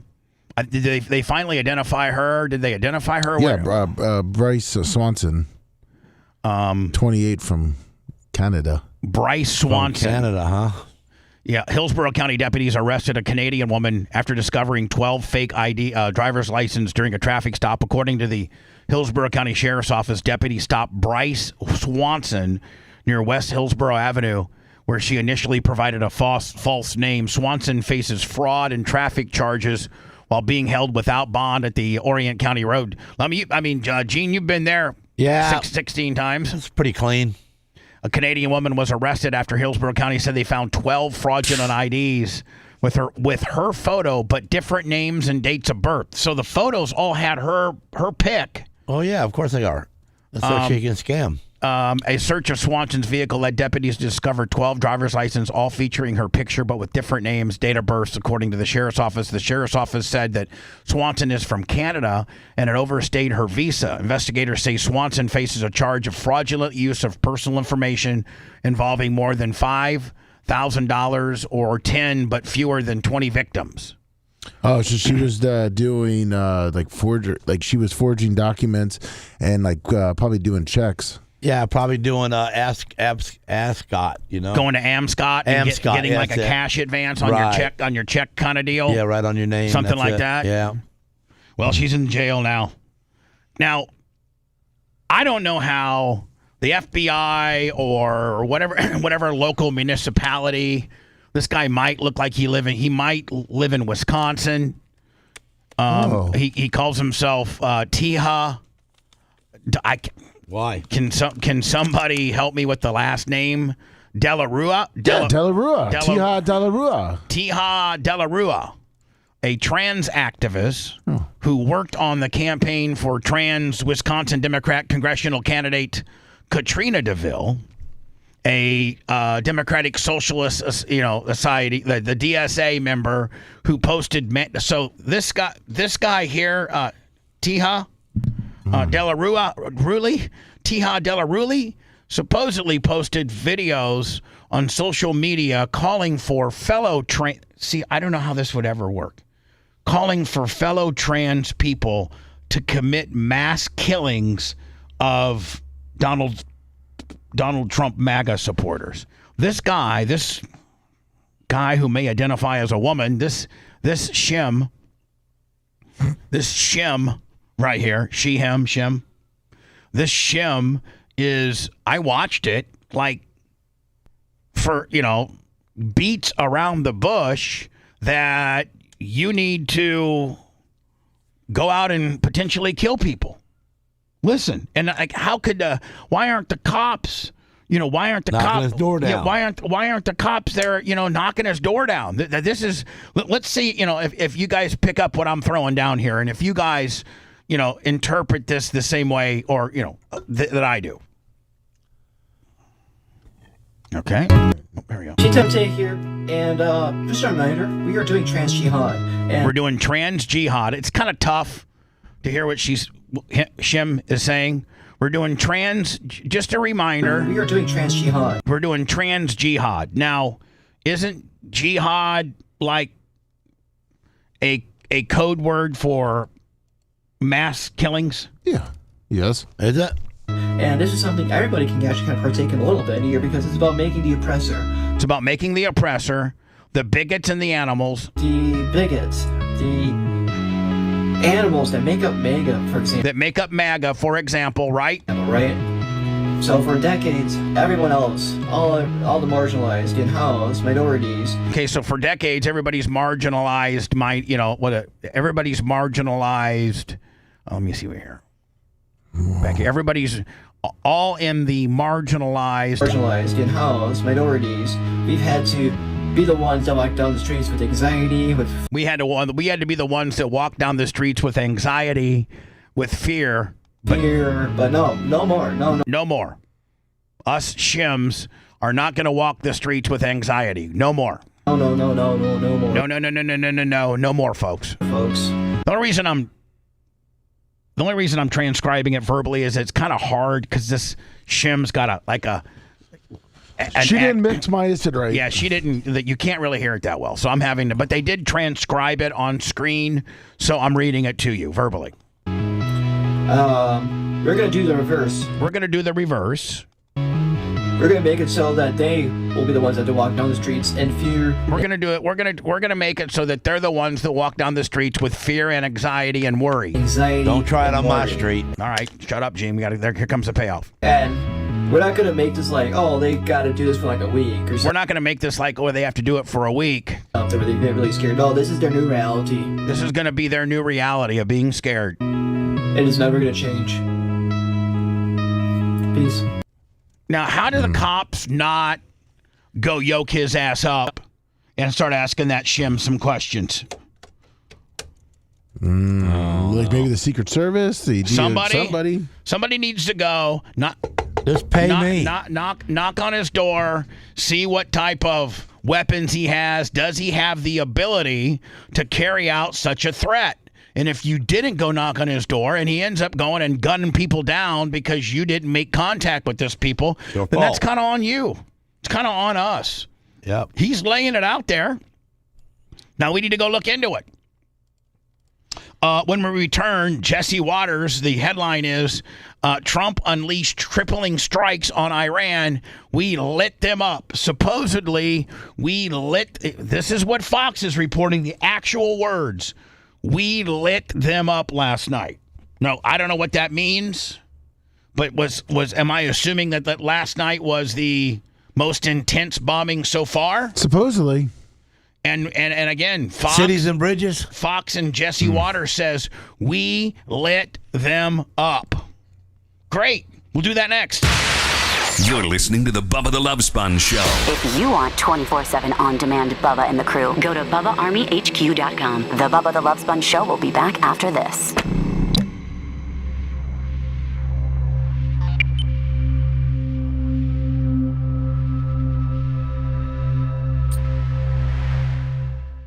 Thank you, Josh.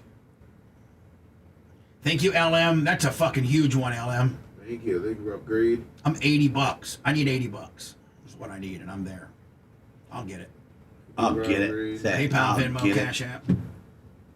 Less shams, more big booty Latinas. Christopher Lehman, thank you. Someone make a flag of that. Charles Richardson. Doug's Riggins, nerd. Dougish, Ruggish. 78. Nerd. Whatever name that is. Kind of new to me.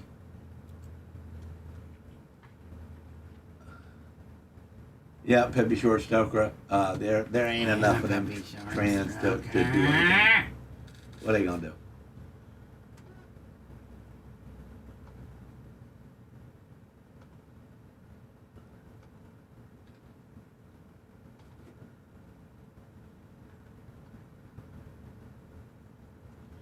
What's up, put him on? Mega. Johnny K, he hit it, buddy. Fucking Johnny comes in too strong. I knew you were. I love He's you, way Johnny. past the 80. Thank you, Johnny K.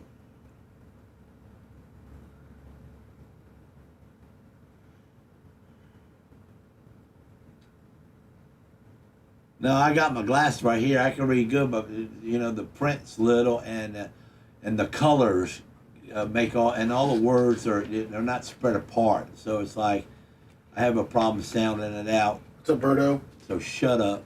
Leave me alone. I don't need no glasses. I don't need no glasses. Johnny K, I'll see you in a month. Gene, do you need it bigger? What do you want me to read? You're gonna make it bigger for you? Yeah, make it bigger. Text?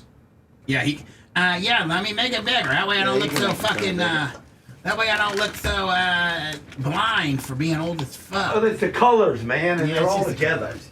It's So I just got the it kinda like- colors. What colors? It's the colors. It's just the colors. It's just the colors. Colors. Gene, is that okay? It's 157 size. Yeah, that's good. Hell, yeah, fuck. You can see one. Johnny K. Johnny K. How about Johnny K? How about Johnny K? You can see one text. What's up, Riz? How about Johnny K? Yo, Slinger.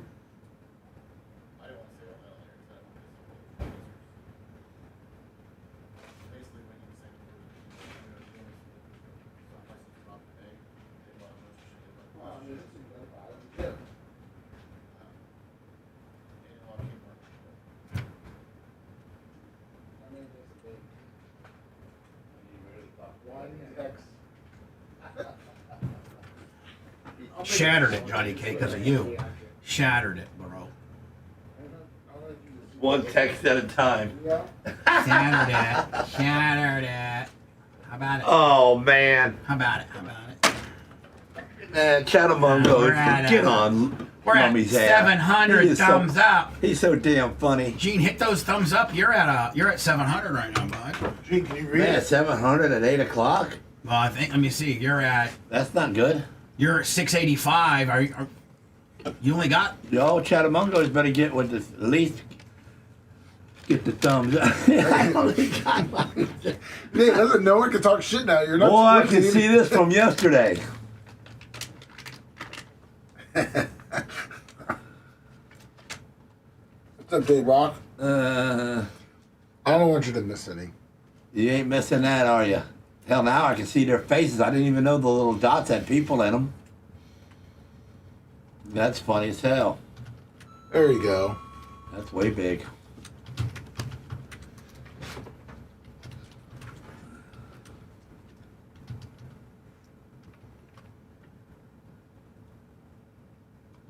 Real Riz says you're gonna find some belts that don't know us because we're not in their location.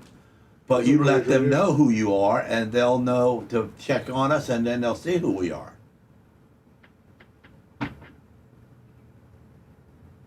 Yeah. What's by the local North Dakota Sunbelt? They didn't know little army. That's right. Yeah, that's right. You tell them that's corporate in Tampa, and then the corporate knows that you did that because corporate of us. Florida, Gene. And we're all heroes. So are you for doing it. Corporate Florida.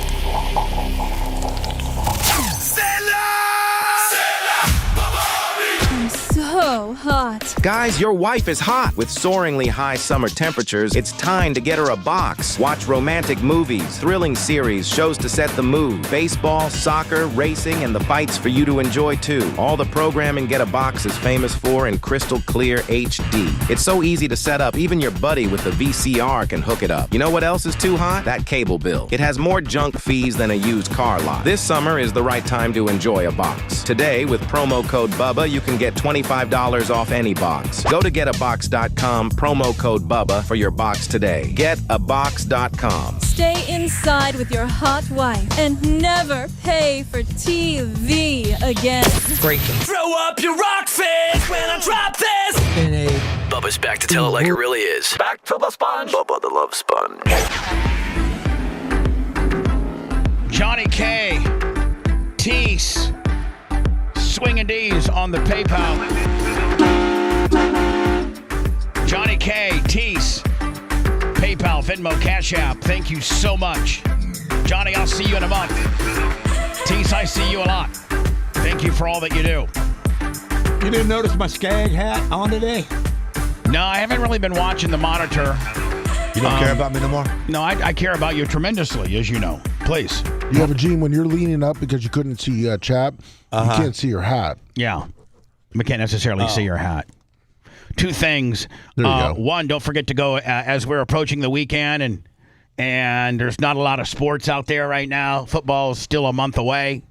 Maybe go get the Tubi app. You should have it on your TV. If you don't have it on your TV, you can go to the apps on your TV and just type in Tubi, and it pops right up. I got it rolling in the shop. Thank you. Go to Tubi, and man, Tubi's got. Eric and I have watched like the last 3 nights different documentaries, all of which are free on Tubi. I didn't realize how much of an absolute honey hole of programming that Tubi is. Tubi's got some great stuff. Every documentary, like they got the P. Diddy, the Michael Jackson, the 50 Cent, like they got R. Kelly. They got all the really, really, really popular documentaries. They, of course, now have Video Killed the Radio Star. Go to the browse searcher, browse feature, type in video. It'll come right on up, and it's 3 episodes. The first one's 57 minutes, titled The Rise of Radio Royalty. The second one is the video that changed everything, is an hour long, and then episode 3, The Fallout, is 44 minutes long. So it over the weekend, watch it. If you got a shop, have it rolling in the background. I think it's trending well. I think Ian and Mark might be getting some numbers today.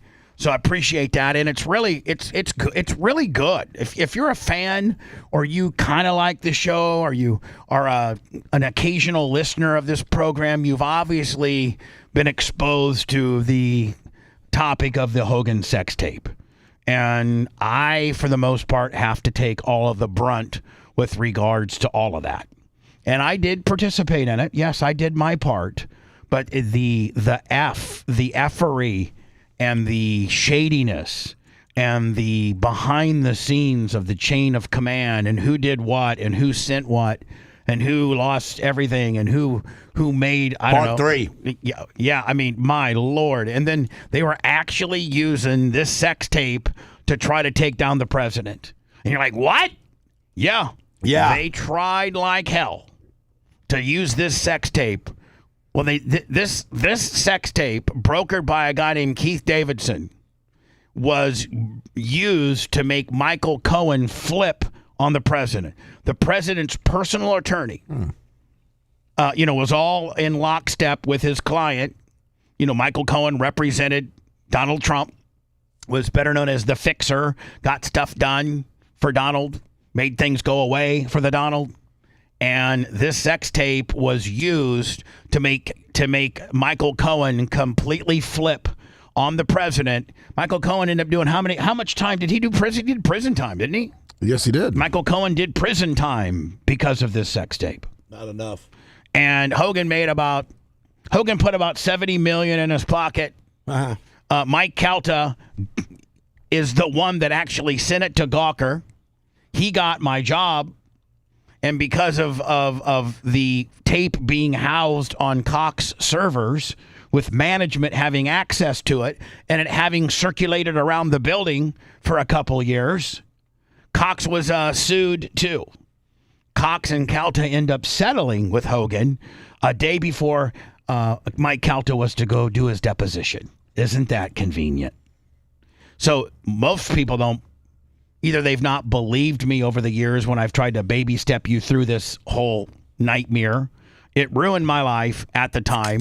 I've rebounded quite nicely because of how well we were able to take this show digitally. And find the right girl. And find the right... Well, behind every... You know what? My grandfather, Fred Ayler, and this will be... I think I've said it on the air before, and it may be something I've said 3, 4, 5... I don't know. I say a lot of things over and over. Just because, unless you're an absolute troll hater and you listen to every minute of every show, chances are you're going to miss things that I say from occasionally. So I have to, repeat them. And because we've got new guys. Because because the casual listener doesn't listen to every second, transcribe it, and then, live and die by trying to absolutely bury me. The average guy occasionally catches it here and there, so you don't catch all of what I got to say all the time, so I have to every once in a while repeat it. But one of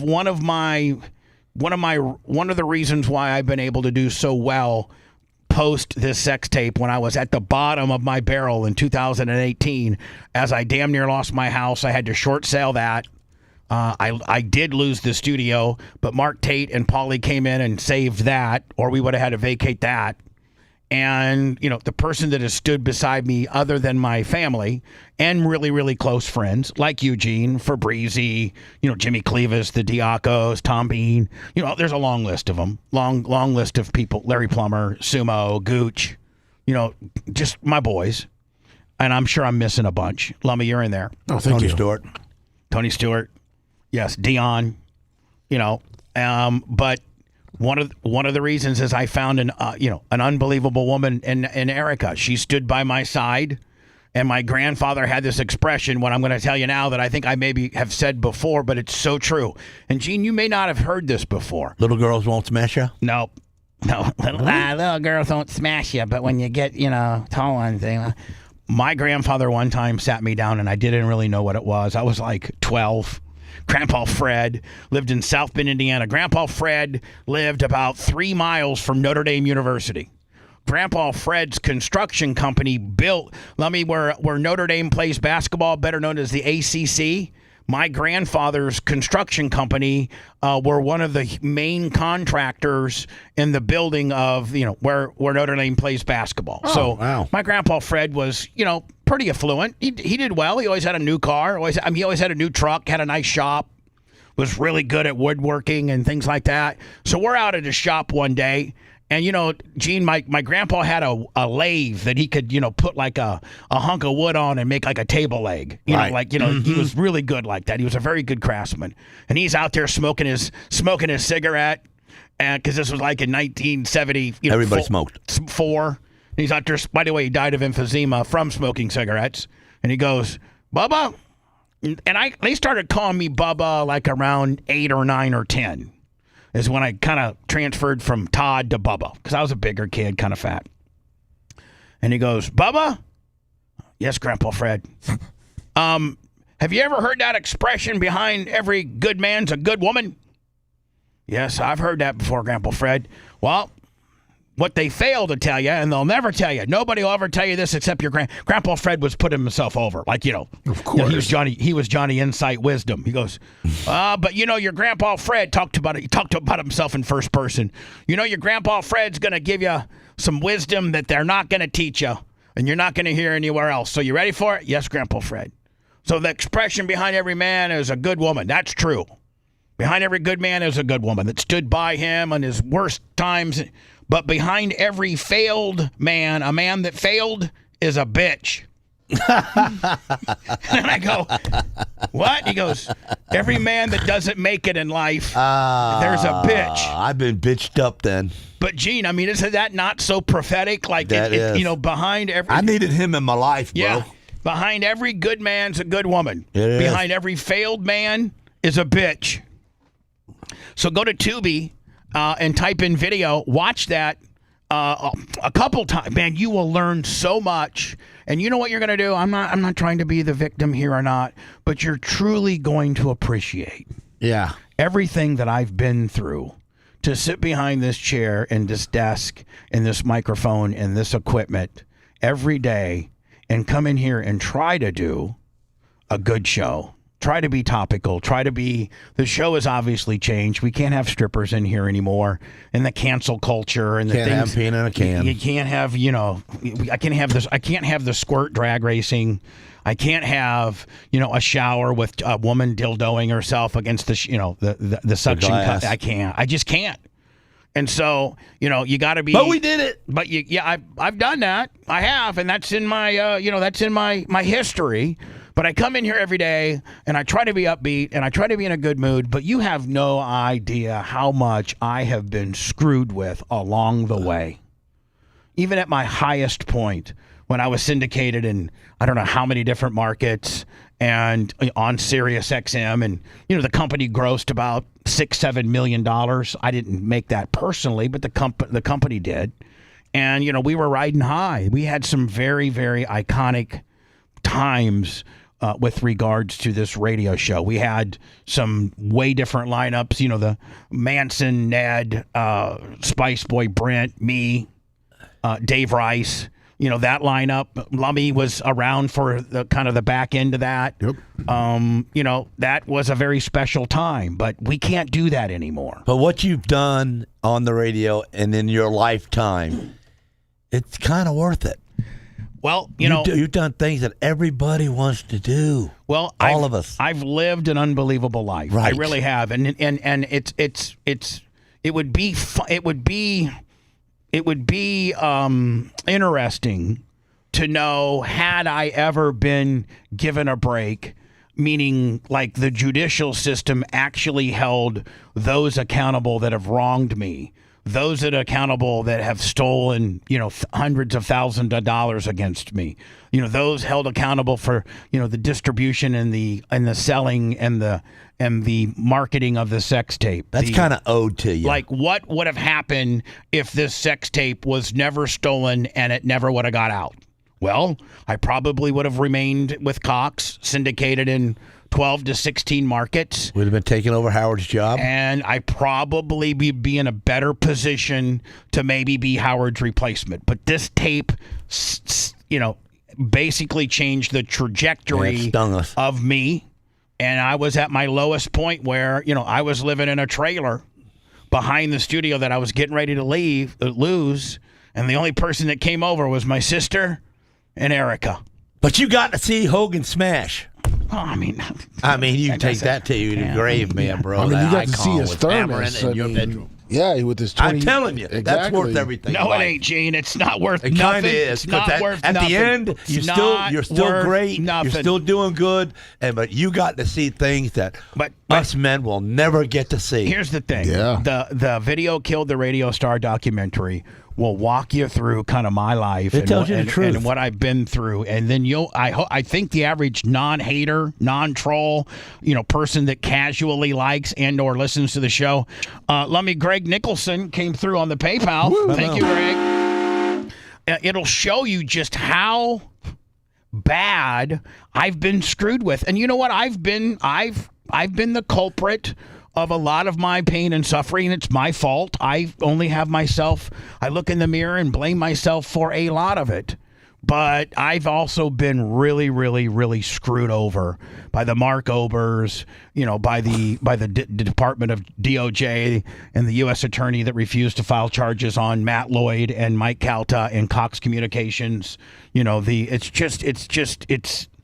give you a whole new perspective on the show and me personally on what I've been through. And I'm not looking for anybody to feel sorry for me.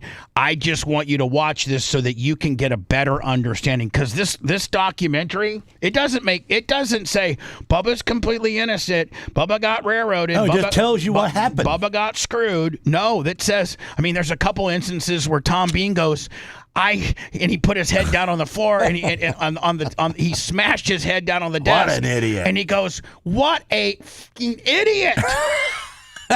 How many times do I gotta tell you that you cannot do this?" He's a fucking idiot. I backed that film up a couple of times just to watch Bean. He was from his heart mad at you. Yeah. So anyway, that and then the two things I'm promoting right now that I really need the Bubba Army help. And the Bubba Army, people don't have any idea how big and strong it really is. I am so proud. Not the Big Reds and the New York Gregs and the Bob Cooks and the Creatine Travises and the Nashes and all the people that help out and do various things to help, the studio and help, various things. But that casual listener and or viewer that's somewhere in Iowa right now driving a truck that doesn't have a fancy screen name that nobody knows, but he's hardcore Bubba Army. He doesn't have a T-shirt, he doesn't have a new pair of shoes, and he doesn't have a Bubba Army watch, but he doesn't miss a show. He's like, that's my favorite show. I listen to it every day. Maybe I'm a member of Bubba Army HQ, and I may be able to, go back and listen to the old archives and download and various things like that. That guy that doesn't get accounted, that guy who doesn't get thanked. But do you know how many of those guys we have? Tens of thousands. And those people are the ones that will go to get Tubi this weekend and watch Video Killed the Radio Star and have a better understanding of how their favorite show and favorite talk show host has been completely just railroaded. They're the guys, Lemmy, that are going to go to the Deadly Intentions podcast and listen to it when they're trucking up and down the road. It's a good listen, by the way. The newest one dropped yesterday. Go to the Deadly Intentions page on YouTube. It's at Deadly Intentions Show. Already at 1,100 views, and I think we're approaching, 2,000? Are we 1,500 subscribers? Yeah, we're getting there. So it's the Golden State Killer about this cop that turned bad guy in California, and I'm working on my co-hosting skill set to not use crutch words like right and what have you. This is a whole nother lane for me. being a podcaster, a co-host, not even the main dude, but just the guy that lobs questions and listens to your co-host explain these various killers is me. Yeah, sitting, shut up is not in that category. No, and I need to shut up, and I'm trying to. Please grow with me and see my progress. And I really think I made the most progress on the one I just taped this Tuesday. I just sat there.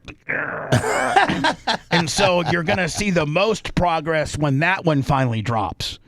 Anyway, it's Deadly Intentions show on YouTube, Facebook, X, about Instagram, about anywhere. I think that's right across the board, is it not? Yes, it is. Yes. So go listen to that as well. We need our listening hours. We've already we're able to monetize with regards to our subscriptions. We just need listening hours now. A new episode next Thursday. Did they drop Thursdays, Lemmy? Yes, they do. Yeah, Thursdays at 10 a.m., correct? Yes. Yes. Fox News alert, light them up.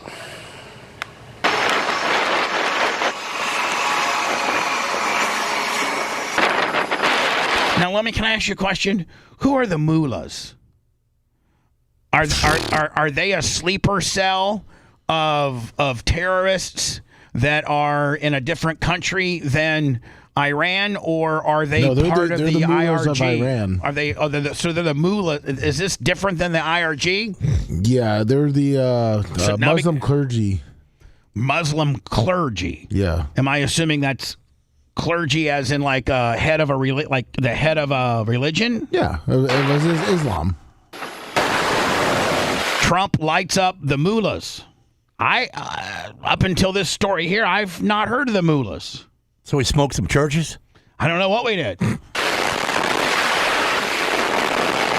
Trump unleashed hell on the mullahs after they tried and failed to pull a sneak attack at our base. CENTCOM blasted Iran's command centers, missiles, drones, and surveillance and defense sites.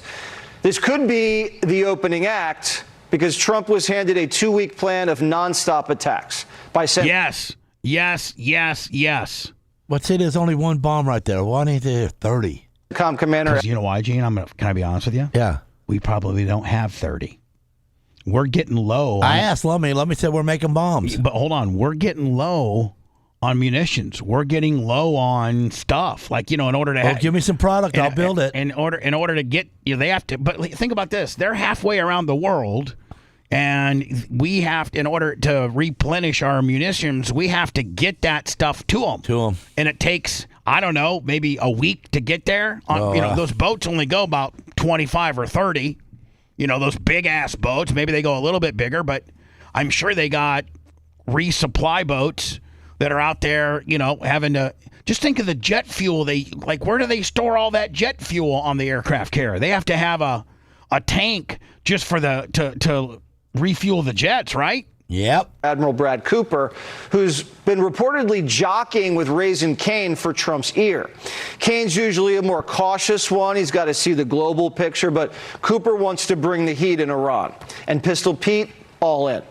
These wouldn't be tit-for-tat strikes. This is a full-on body blow meant to cripple Iran. And that's what we need to do. We may be getting low, but we got to blow. We may be getting low, but we got to blow. We've got to blow them up so they can't recuperate, regardless of what China and Russia are sending them for free. Don't think that China and Russia aren't sending Iran a whole bunch of free stuff in the backside, coming right in through Turkey. It looks like we have an order in for 28,000 missiles. Yeah. So at Raytheon, 28,000 at Raytheon. Yeah. We've made jobs for United States people. Well, I mean, yeah, maybe. That's nice. Drag them back to the. It's called the. Are you ready, Gene? Yeah. I'm gonna see if you're gonna be able to rehearse it, recite it. It's called the industry. Is it called the Military Industry Complex? Military Industry Complex. I want to be part of that. The Military Industry Complex. I mean, I'll powder coat them bombs. They'll be quicker in the air. It's what Dwight Eisenhower on his farewell speech as the President of the United States, which what he warned our country, what would finally take our country down would be the military industry complex, which means we get involved in wars so that we can support people who make military weapons and military stuff.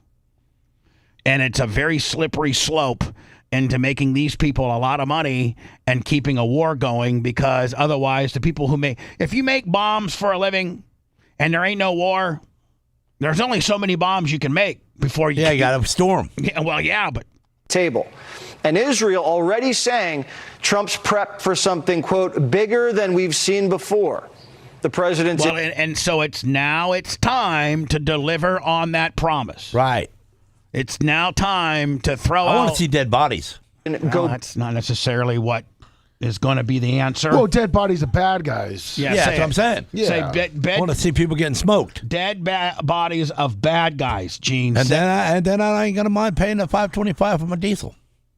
Big mode, ready to wipe out whatever fight the enemy. You shouldn't be paying $5.25 for your diesel, because we've already determined that the United States petro companies are now making record profits. They could have that diesel down to $4.50, no problem. Yeah, and only make $21 billion. Yeah, and only have $19 billion in profits. There you go. Yeah. He has left.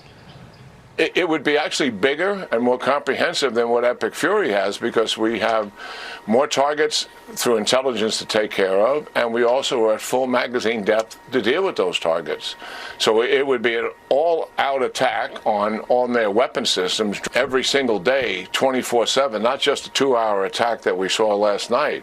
But this is daylight attacks, night attacks, and they're going on for a couple of weeks. We're armed and dangerous. The War Department struck a multi-billion-dollar deal for more Patriots. Oh. They're valuable. The Patriots have been protecting Saudi oil out in the Red Sea. Are these Patriot missiles? Yes. And we just put a $1 billion order? Yes. But here's the deal. Hold on. How do you pay for it? You write a check. Yeah. We're 40 trillion. We're 40 trillion in debt. Get them bonds moving. Well, that's why we sold a couple planes to Saudi. Yeah. Okay. I'll open up We a need to sell print press more. if they let me. Navy also ordered 9 new attack ships, each one holding 40 Tomahawks and the Future Hypersonic Long-Range Strike Missile. Again, who's paying for it? The checkbook. And they run on nuclear, so no need to refuel for about 33 years. On top of that, 5 new... Yeah, what do they cost? What does each one of these ships, we just ordered 9, what do they cost? How many? A couple billion. A couple bill. They're not making you buy them, so whatever. Columbia-class boomer submarines. Over 20,000 tons of pure force. Man, that's a lot of pressure. Carrying the Trident II D5 nuclear ballistic missile. Once deployed, she'll be hauling most of our sea-based nukes. The blockade's already armed to the teeth. The P-8 Poseidon's been hunting the Iranian Mosquito fleet over the Strait. And our Devil Dogs are waiting on our... Yeah, it's real little ass 18 and 20-foot little John boats. Well, you're gassing this guy up. warships ready for action. Is that what he's now doing? the Saudis are joining the fight. Hey, that's what I want to see right there. See, Gene, there you go. Saudis all smashed up and burned up. Look at them. No. The Saudis helped. This is Iran. This is Iraq. Same guys. Devastating blows to Iranian militia targets in Iraq. The gay Ayatollah is terrified. Reports say he's using a body double. Did he say that? What? Did he say gay Ayatollah? Yeah. So there's he's the gay guy. There's rumors that the supreme leader of Iran, is gay. Now, if you're gay and you live in Iran and they find out that you're gay, they throw you off the top of the building and kill you. Do you think someday that the word gay will be illegal to say? Be like, calling the little people midgets? Well, yeah, they don't like it. So we call them over there it is. It is. See, you cannot identify as gay over there, or they will throw. No, you just keep your mouth shut. And you do your. So why are the gays in America using them to say? They like that place. You don't even know. You know what I'm saying? You don't even know. No, I do not know. No, I do not know what you're saying. The gays that say, Palestine, cheers to them or something. Because they're stupid. They don't even know what they're saying. By the way, I think those people were in Great Britain, but you can be gay and be in Great Britain, But you cannot be gay and live in Iran. If you're gay and you live in Iran. So why are they helping them? Because they're stupid. They don't even know what. Because they're just trying to get some attention for themselves. Man, I'm all mixed up. Yeah, you are. Devastating blows to Iranian militia targets. Meanwhile, the head of all of this nonsense and the head of this country, the supreme leader who's the problem, who has indoctrinated everybody in their country to hate America, supposedly he's closeted gay. So he's having his boys and his troops and the IRC round up gay people in Iran, and if you're gay, they kill you. But meanwhile, the person... But he's gay. But the person that's in charge of the truth, he's gay. Yeah. I don't get it. Supposedly. I don't know if that's verified or not, but it's supposedly. Well, I can verify that. That's a 10-inch I-beam that's bent in half. That was a hell of a bomb. The gay Ayatollah is terrified. Reports say he's using a body double. His own... Lummy, I hate to say it, but we need to kill this guy. Yes. This guy needs to be killed. They're trying to find him. This guy needs to be killed. If we kill this, then we cut the head of the snake off. It's easier to manage that snake. And nobody's afraid of a snake with no head. I'll go up and grab that snake with no head that's still slithering around. But when that snake still has a head, he'll bite. He'll bite. And I don't like that. At that point, I'm actually afraid of snakes. But if somebody cut the head of a snake, I'll go grab that son of a bitch all day. A snake with no head is not a very dangerous thing. Yeah. Caretakers don't even know if they're taking care of him or a fake. If he's still alive, he better stay in his cave because Trump's ready to slice off another layer of leadership. Nice. I like the way he said that. When we return, Fauci, another day of testimony yesterday, and they're saying that he may have made $1 million in cash with various reward programs because of COVID. And what rewards were they giving out? Well, I think like Marriott rewards. I don't know.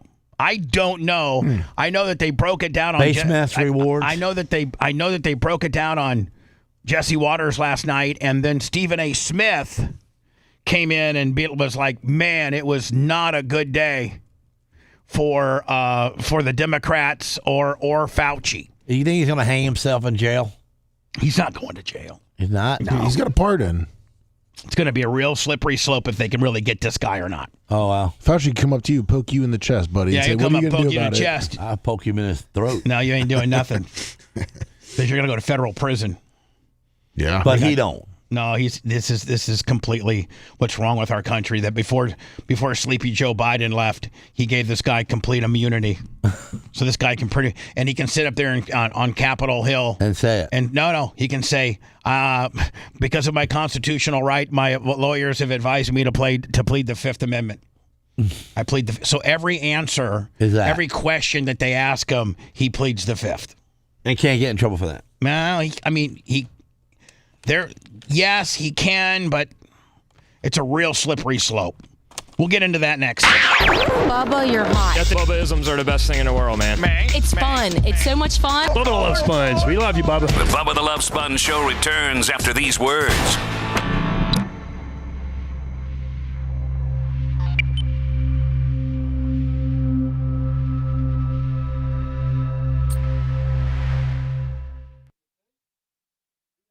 Full pardon. Do whatever the fuck you want. Yeah, exactly. What Lasker would be deadly if he had a fucking pardon. Yeah, I'll be an assassin. Oh, then we got to play. So we're gonna do these two stories, Gene. And then are we playing the game? Yeah. All right. Make sure it's on the button bar. Hey, we got that on the button bar, right? Yeah, it's on the button bar. All right. It's on the button bar. Hey, Lasker. Yeah. I got something for you. Stay right there. Buddy. Where's it at? I got something for you. Stay right there. Stay right here? Yep.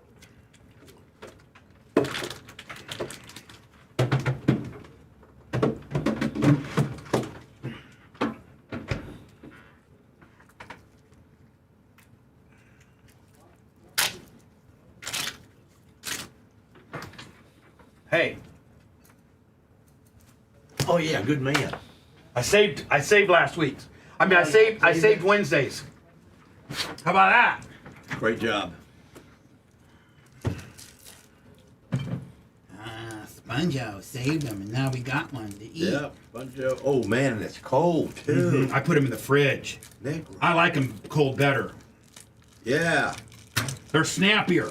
Yeah, they're snappier.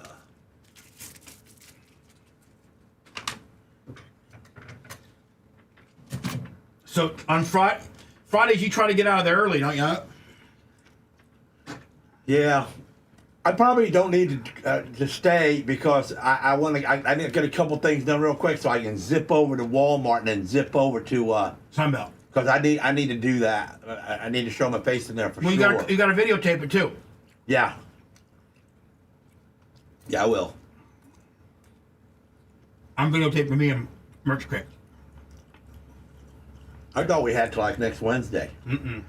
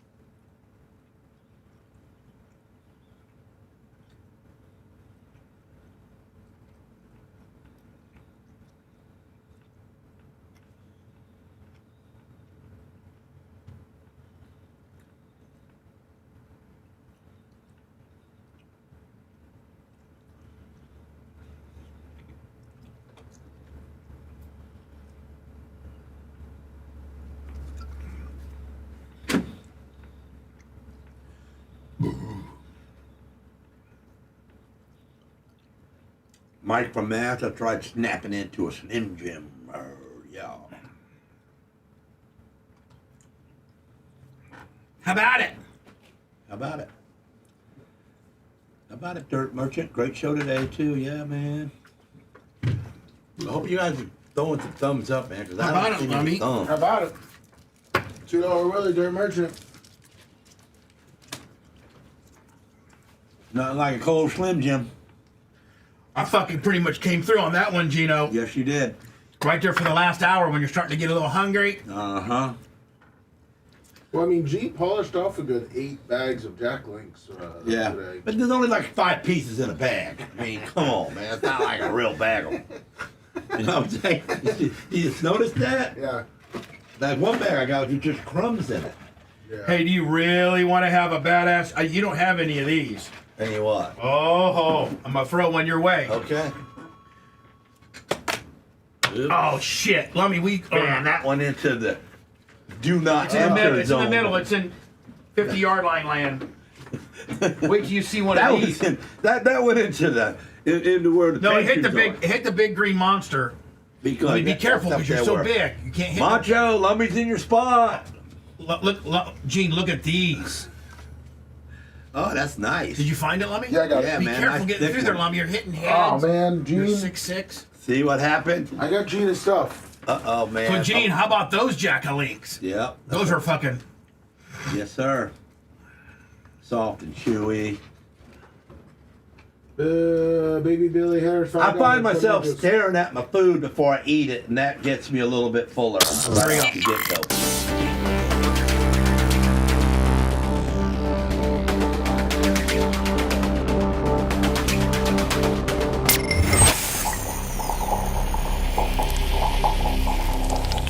Too loud to ignore, too real to fake. We now return to the Bubba the Love Spun Show. Glow Bug today. Tease. Frank Saliendo, LM Close, The Johnny K, Greg Nicholson. Just unbelievable. Thank you so very much. Rob Green, Uncle Eric. Oh, yeah. Rob Green, Uncle Eric. That's on the Lummy side. Christopher Lehman. Let me go to Bubba Army Store. Why you only got one side today, Lummy? Doug Clem's mistake, $25. Oh, Let me see, man, you know, Lummy, it's still showing a size 11. Come on, guys. Available at Bubba Army Store Shop and/or merch.com for $99.99. That I think there's literally one pair of 11s left. And if I don't sell them today, I'm taking them down and giving them to somebody. But I've been very stingy about who I didn't give anybody. Lummy didn't get any. I almost didn't get any. First of all, Lummy, we don't have Lummy's size. No. So for you bigger guys out there, I think 13 is. Cut the front off, Lummy, and make him into a slipper. Shut up. How could I disrespect the Gene shoe is, like that, Gene? Gene is such a hillbilly, is he not? Yes. If you wear a 14 and all Sponge's got is a 13, Cut the nose off. and then use them as slides. You just got to keep your toenails clipped. Yeah, but wouldn't it be better for me to clip the back off so then I just slide into it? Okay, now, I see there. Yeah, I'm not a see? slider Yeah. guy, so I wouldn't think that. But that's a good idea right there. He's so stupid. Make a slider out of it. Thank you to everybody. Only guy that's got one. Thank you to everybody. Don't forget this weekend, Tubi with Video Killed the Radio Star, and then the Deadly Intentions podcast. I appreciate if I could get you to check out both, my friend. Yeah, all you guys that got man caves, just turn the TV on and leave it on it like that. That's what I'm doing. Should I announce what, that five-person thread that we've been navigating through now nearly... I'd say let's just wait till Monday. Say it? No, till wait, Monday? Yeah. Five-person thread? Let's hope the weekend goes well. Yeah. Okay. Because I think you and Monch already checked off on it and be like, I know, but, Macho and I were just talking about it. Macho and I there something that bad luck happens all the time for some reason when we say things early. Okay, we won't say it early, but I do got an exciting announcement. I do have an exciting announcement for you true hardcore Bubba Army guys out there. You're going to want to deal with this particular situation, and it's really good news. And it's just going to make Just give us a hint. Listening to the show even that much easier and that much more carefree. So that's all I'm going to say. Illegal already under federal law. You cannot use your staff to go and apply for cash awards for yourself. You're not even supposed to solicit cash awards, period. Fauci was out there doing it left, right, and center for years. He would write in his diary, today, hundreds of thousands of people have COVID. And then the very next thing is, and I applied for this award. $900,000 here, $50,000 there. $1 million, Jesse, that he got. $1 million. So they're saying he got $1 million.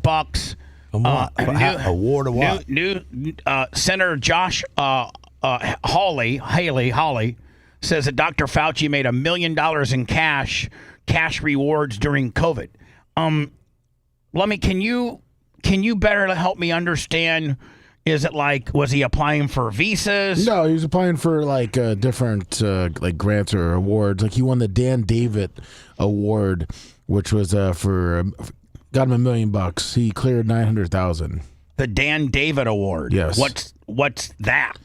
It's just doing what's best in the medical field. So it was various federally subsidized grants and scholarships and awards based Dan on. Know this? It was outside of the federal. It was that actually is through Tel Aviv University. Oh, it's an Israel-based foundation. So.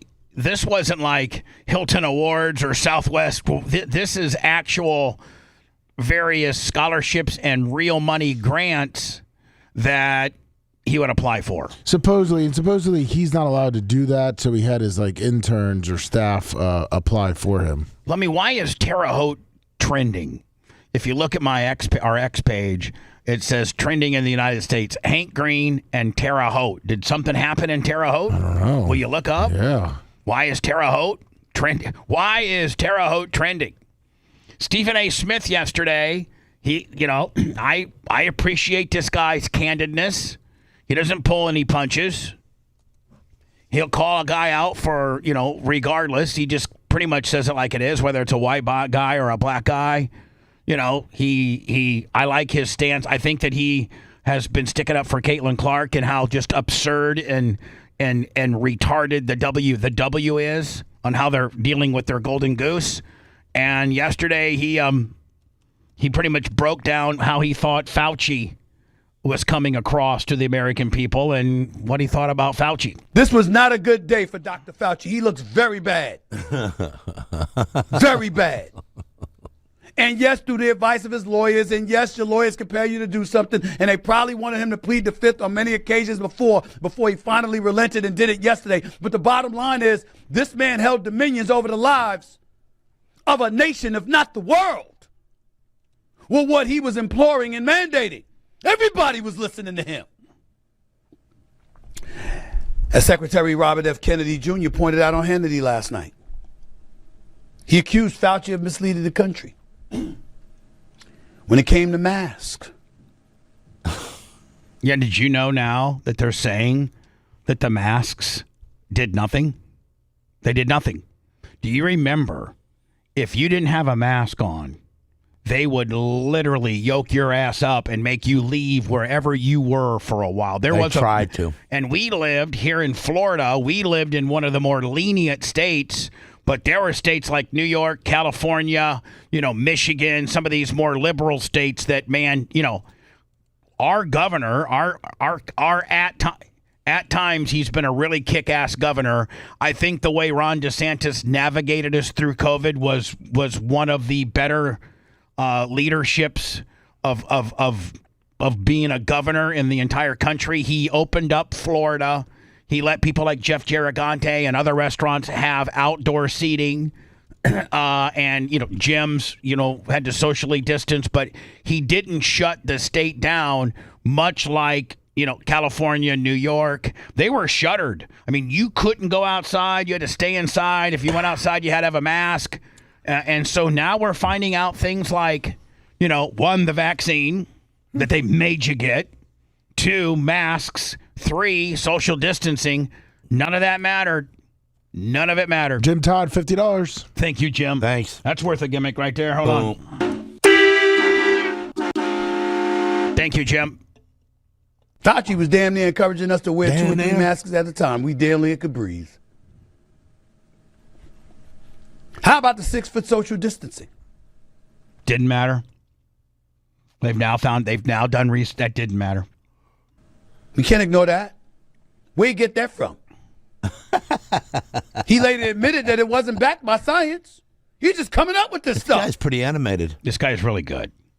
He's very polarizing. You know why you would like him? Because people either love him or hate him, much like you. Yeah, but he's like a real dude. He's not make-believe or reading out for script. That's what he's noted for. He's very well regarded. He's the second highest paid guy at ESPN. Really? Yep. I'm watching him. The lockdowns, the natural immunities, the vaccine's ability to prevent infection and transmission. Making our kids get shots. Fauci's pulmonary infarction following vaccination that he didn't reveal to the public, but he wrote about it in his diary. This is all shady shit. It is. I mean, it is. It really is. This is Archie Bunker's friend. What was his name? The black guy? Jefferson, yeah. Mr. Jefferson. That's Mr. Jefferson right there. I know. Just like him. He's got the same actions. And the Democrats have nothing to say? Of course not. Wasn't it the Democrats that was enforcing stuff? People lost their jobs. Yep. This guy's a good actor. Genie's not an actor. He's a talk show host. I know, but he's doing good. Gene's ignorance on who people are sometimes is... What are you talking about? He's been animated he's been like 5 different people in one show. It's what he does, Gene. It's what he does. That's why he's getting paid. He gets paid handsomely for it. Yeah. He's also one of the most respected sports personalities with regards to his knowledge of sports as well. That's where he started in the sports gimmick. He's now just recently taken his sports fame, and now he does pop culture and newsworthy stories with his very, very, animated, very highly effective, technique of being animated and being, very highly. Got me listening. Highly educated. I'll watch him. Very well informed and very, very, very astute. Businesses went out of business. Yep. There's a lot of businesses that are closing now because they thought they could hang on from that hit they took for a year from 20 to 21, and they're now closing because they just cannot make up. Folks' quality of life was severely compromised. And we had reached a point in our society where if you even questioned Fauci, as opposed to celebrating. Let's not forget Dr. Dan Diaco. Yep. Who was completely against everything that Stephen A. Smith just laid out. Social distancing, the N95 mask, the vaccine. Dan was treating it with ivermectin, deoxycycline, Z-Pack, zinc, a nebulizer. He treated it a couple different ways, mostly based around ivermectin, and they quacked him out. And we got suspended on a few of our platforms for at least on a minimum of 2 weeks because we weren't following WHO, World Health Organization guidelines, which were instilled by none other than Dr. Fauci. And so if you did not follow to the absolute lockstep letter of what Fauci recommended, people like YouTube, people like Twitch, people like Facebook, and you had a doctor, not Lummy, Gene, myself, Macho Man, but you had a doctor that wasn't giving you his opinion, but instead was giving you boots on the ground, real life reporting to the nearly, at that time, 300 or 400 patients he was treating for COVID-19. And he wasn't, giving his opinion on how it could potentially work. He wasn't giving you your opinion on how it could potentially work. He wasn't giving you he was saying, I can't mention any names because of HIPAA violations, but I can mention them as a quote-unquote patient of mine. And that's what their name is, patient of mine. And of the 300 patients of mine that I have treated with a very non-conventional, non-WHO, I'm not following their guidelines, but instead I have this ivermectin, deoxycycline, zinc, Z-Pak, nebulizer, cocktail, if you will. And I have 100% rate of success with regards to not getting jabbed and doing it this way. And Twitch, Facebook, YouTube, our little old show, and at that time had half the followers that we do now, thanks to the great Gary Cantrell that has just absolutely exploded our digital numbers. Thank you, Gary. That's single-handedly on him in his unbelievable shorts, in his reels, and just how he markets and promotes the program in various little segments, which has caused us unbelievable growth. Thank you, Gary. But, with half as much audience as that we have now, they shut us down. They gave us a community standards violation, a strike, a community standard strike, and said, one more strike and you will lose your channel. So at that point, and then I don't want to get too far down the path on this because it's not my business, and I'd rather have Dan explain it than me, but I will tell you that the state of Florida and the medical board, that Dan has to be, you have to have a medical license that is regulated by the Florida State Medical Board. And if you do something wrong or something that is, worthy of potentially losing your medical license, you can no longer be a doctor in the state of Florida. And they were threatening, not because Dr. Dan had done something, something horribly wrong, but because of Dr. Dan and the way he was treating COVID and publicly talking about it. What's this? Well, hold on. That Dan was given a warning from the Florida Board of Health that he was potentially in violation and could potentially lose his medical license. Nuh-uh. Yes. And it was at Dan, he actually had to lawyer up with lawyers that specifically specialize in defending doctors that have misstepped, killed people, done various malpractice things, all because of the way that he treated COVID. So that would be different lawyers than his family because his they're family not into that. His family, Jay and the firm, they defended him, but they also got outside counsel. Right. And so it cost them quite a bit of money. Poor Dan. I'm not going to say I used him, but I'm going to tell you, he fixed my wife. I'm just going to tell you. Quickly, 3 days. And here's the deal. Boom. Here's the deal. Off of it. He's right. He was right. You're damn right he was right. right. Ouchie. As opposed to celebrate him, you were in trouble. What's this? I was going to jump out because everyone in chat, they were hating on Stephen A. Smith, and I was going to call him a hypocrite because during COVID, This guy is. Oh, he was big, and calling people out for not taking the shot. He was saying you got to do this, you got to follow the guidelines. He was trying to make the NFL do mandatory vaccinations. Now, is this him? He called out Kyler Irving, and now he's apologizing. So at least he apologized. All right, well, good. Hold on, I want to hear it. And that even makes me like him more when he says I was wrong. And he should blame it on the white people. Others. Gene, nobody's blaming on the white people. Well, that's what he should do. Yeah. That's who the ones that did it. Yeah. Who had the courage to say, bump that. And one of those people at the forefront was Kyrie Irving. I bring his name up because I had my issues with him from a leadership standpoint, never as a player, because he's sensational. But with him, in terms of leadership, and I didn't look at it as being courageous. I looked at it as being selfish. And let me remember the heat that Aaron Rodgers took? Yep. Remember that? Yeah. They pretty much damn near tried to throw him out. Yeah, called him a joke.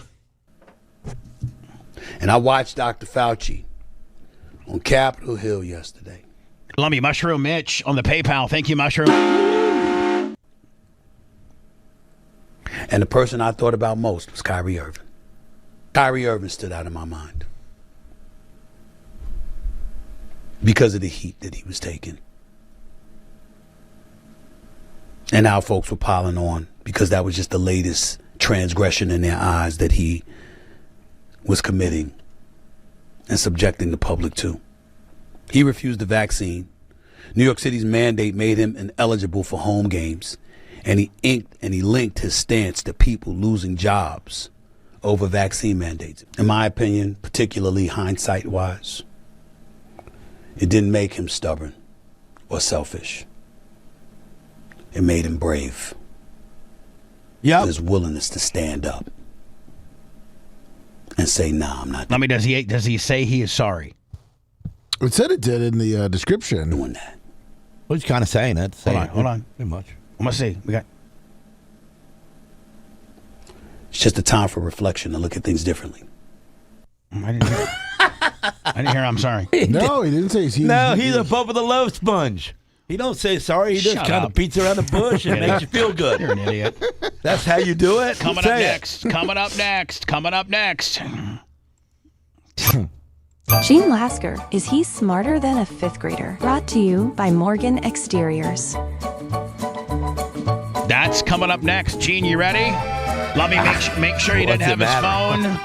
Make sure he didn't have his phone. Make sure Chatamungos are turned down. I'll turn chat off once you get back. Where are we on the thumbs up for Gene Lasker? Where are we? Are we at over 900? Yeah, we're at 914. Yeah. Gene, you could hit 1,1300 today, Gene, which would be great. Boom. Is Gene smarter than a fifth grader? He's riding a one session winning streak. The rules are this: if you win 3 weeks in a row, you get promoted to sixth grade, and if you lose 3 weeks in a row, you get demoted down to fourth. He's solidly in fifth right now, fifth grade. If he could cobble together 2 more wins, he'd go to sixth. If he throws together 3 more losses, he goes down to fourth. We'll play that game next. Yep, he insulted everyone during that last break. The Bubba the Love Sponge Show returns after these words.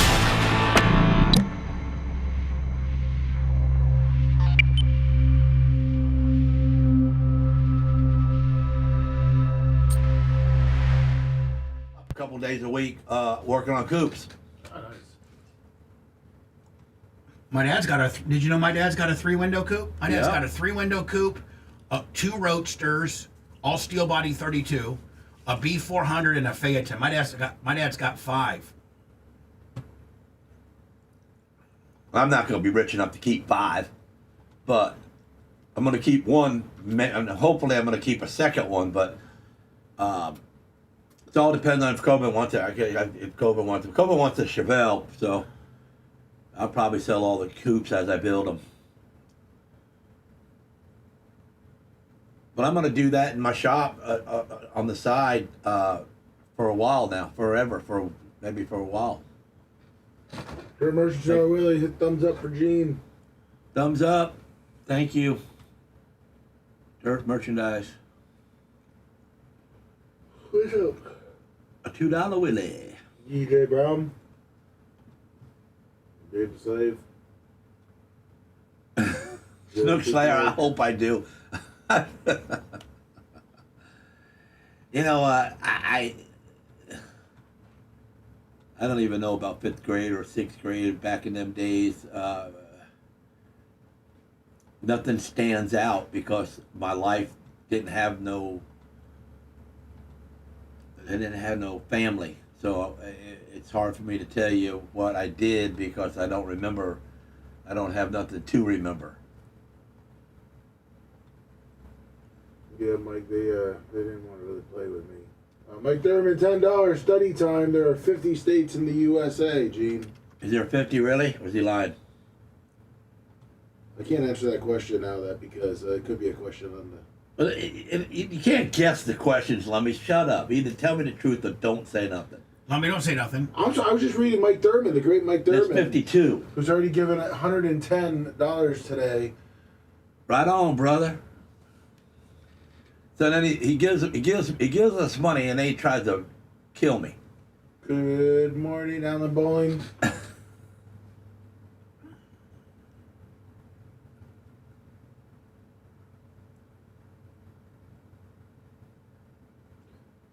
Good try, Mike.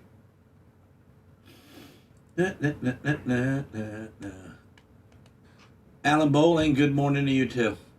Let's go 6th grade next year. Mark DeMitch, I'm gonna try. I'm thinking. I'm already thinking.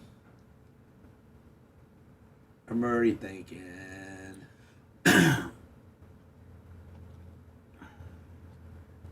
right, G. Lasker, you ready? Yeah, I'm ready. Snook Slayer, just go to my... I'm ready. Snook Slayer. Go to the... Your Facebook? Yeah, Snook Facebook. Slayer. I see that, Jamel. Snook Slayer.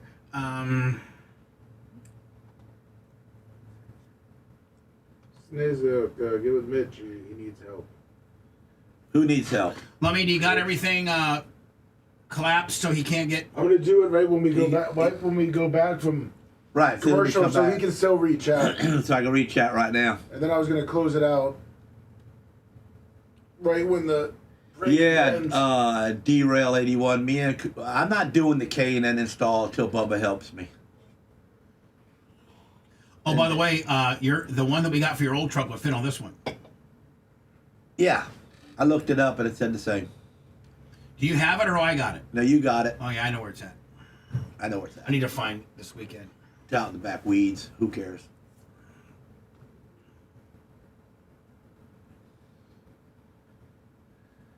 Can the ladies email me to see how much I need to donate to get the 3rd ring? Mike, Lummy, shoes sold out. There you go. On the shoes? Shoes sold out. Shoes sold out. Mike Thurman just sent an Shoes email. sold out. Lummy, can you tell Mike the man? Yeah, we can send an email. He knows the And email. see how much money he needs? Send it on a Wednesday or a Friday. Be cool. Chattabunga, Chattabungos. Jeff Swartz. The Chattamongos. They are Ellen Close. Mitch DeMar. Yeah, you can film it. Sure can. Somebody's gonna film it.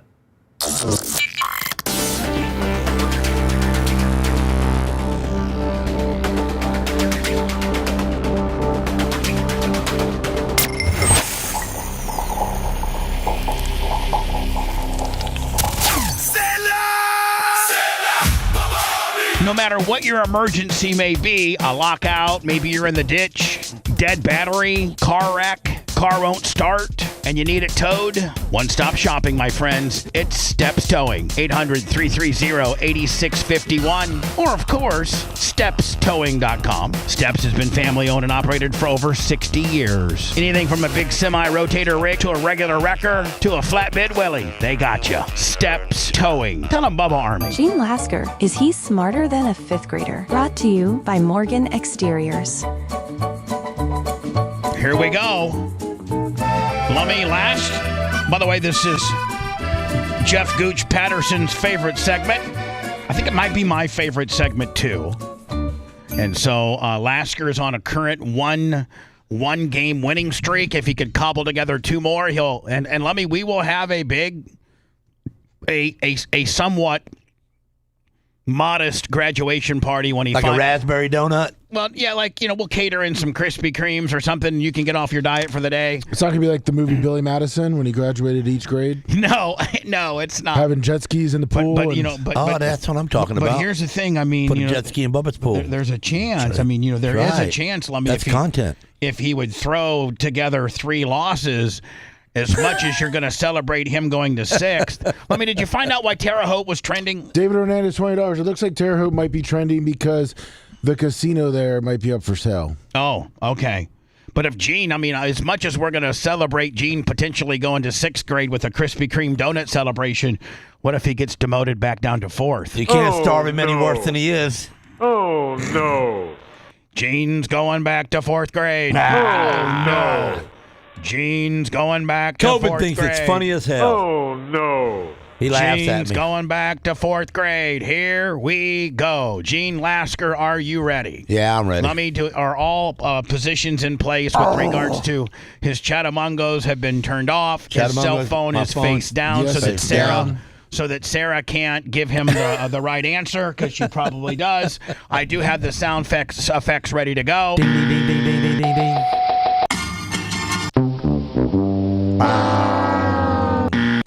All right, so the way the rules go is the first to 11, meaning the first, if you answer 11 correct ones before you answer 11 incorrect ones, then you win. If you would get 11 ones wrong before you get 11 ones right, then you will get, you get a loser.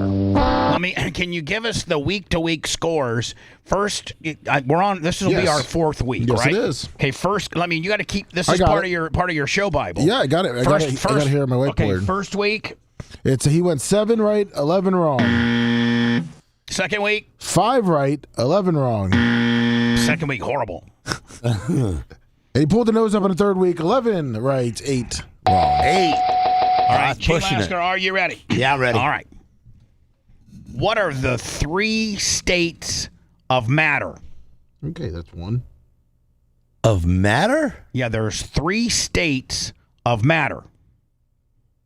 California, New York, and Washington. Okay. God, you couldn't be any more worse. They do matter. I don't even think they do matter, but not really.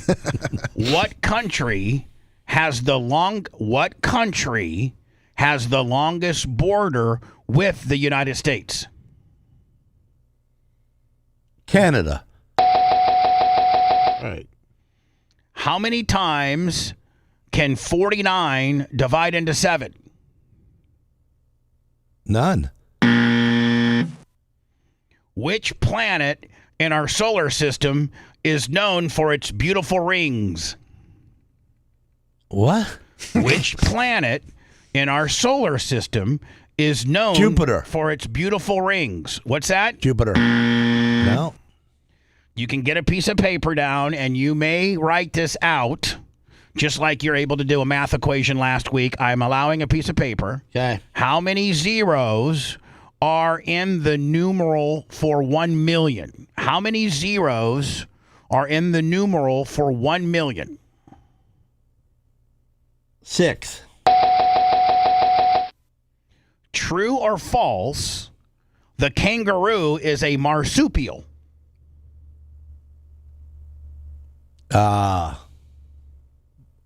True. How many sides does a quadrangle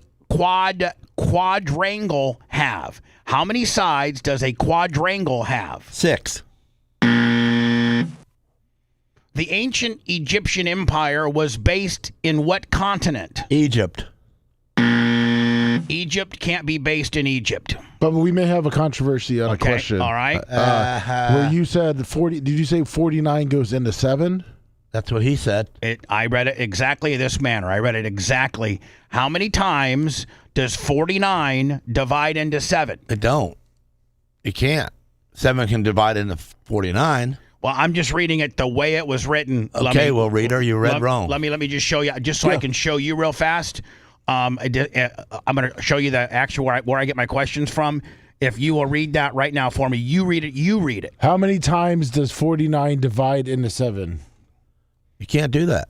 So I didn't read it wrong. It's written wrong. So I need to appeal every answer since then because it's got me all messed up.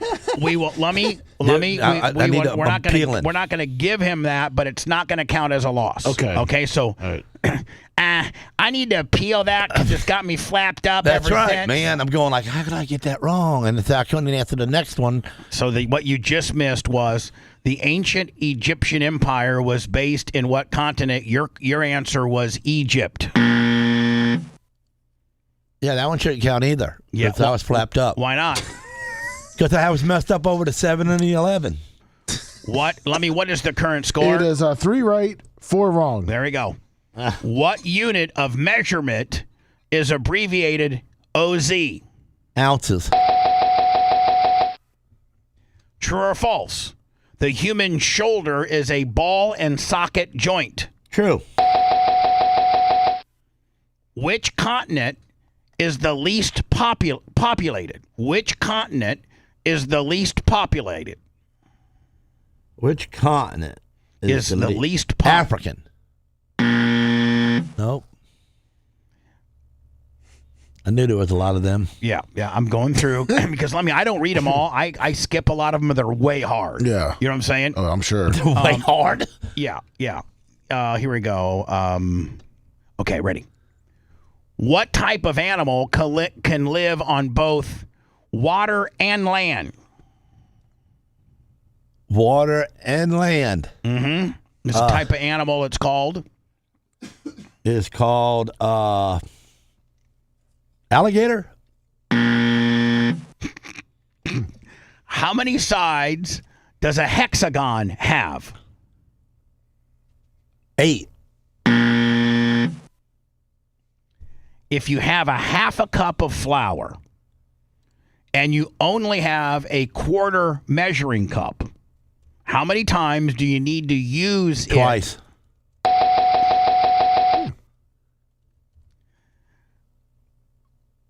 Hold on here. Just trying to get ones that there's some that are like, let me just give you an example, of one that I'm not saying. Lawson Wolf, $50. This does not count, Gene, but these are the ones that I'm skipping, Lummy. You ready for this? Yes. What was the most widely grown crop in the middle colonies? Corn. That didn't count. What was the name? Again, this doesn't count either. These are examples of ones that I'm skipping. What was the name of the last queen of France? Elizabeth. None of these count, Lummy. Okay. But you can see, Gene, I try to get one, Ain't no 5th grader want to know that, and why would we want to teach that? Well, I'm just saying. Okay, I try to get easy ones. Ready? Yep. Lummy, what are we at score-wise? We are 6 right, 7 wrong. Uh-oh. Oh, you're right there, Gene. What force pulls objects towards Earth's core and helps keep humans from floating in the sky? Gravity. Tied it up. In the sentence, Sally was a very good person, what part of speech is the word very? Pronoun. What is the capital for Connecticut? Who the hell knows that? I would say Boston. It was close. How many syllables are in the word creation? 3. Lummy, what's the official score? We have 8 right, 9 wrong. Oh, Lummy, Gene, this is a shootout, Gene. This is a shootout. The Statue of Liberty was a gift to the United States of America from which country? France. Tied it up. Tied up at 9? Yes. What do you call a scientist who studies rocks? Ooh, a rock ecologist? A rock ecologist. Just mispronounced it a little bit. Yeah. Well, see, you can't give me a negative because of my voice. All right. Gene, I think you're at 10-9. Yes, it is. 10-9, Gene. Come on, buddy. You ready? Yeah. What's the largest and deepest ocean in the world?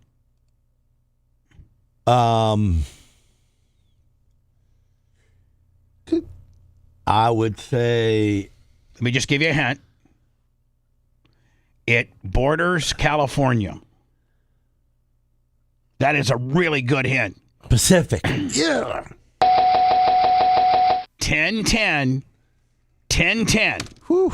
This next one. 10-10. Man, this is a good race today, boys. 10-10. Man, somebody need to throw some coins in for this one. This next question determines whether he is a 2-week in a row, damn near graduate of 5th grade, only one successful test away from no pressure, or he now is even and he's on a 1-game losing streak, headed potentially to 4th grade. Are you ready, Gene Lasker? Yeah. How many amendments are in the How many amendments are in the Bill of Rights? Well, there's 10 commandments, so I would say 15 amendments. And don't even look over at me, Lummy, and tell me that your boy would have known that answer. He's 4, Gene. Yeah. He's 4. He's not going into 5th grade. Don't look at me and tell me that your boy would have, hold on, knowed. Don't tell me that your boy would have knowed any of that nonsense. Man, the closest one of all, 10-11. Lasker is now at even. He's solidly still in 5th grade. He now has to try to pull the nose up. The rules state that if you go 3 weeks in a row winning, you go to 6th. And if you go 3 weeks in a row losing, you go to 4th.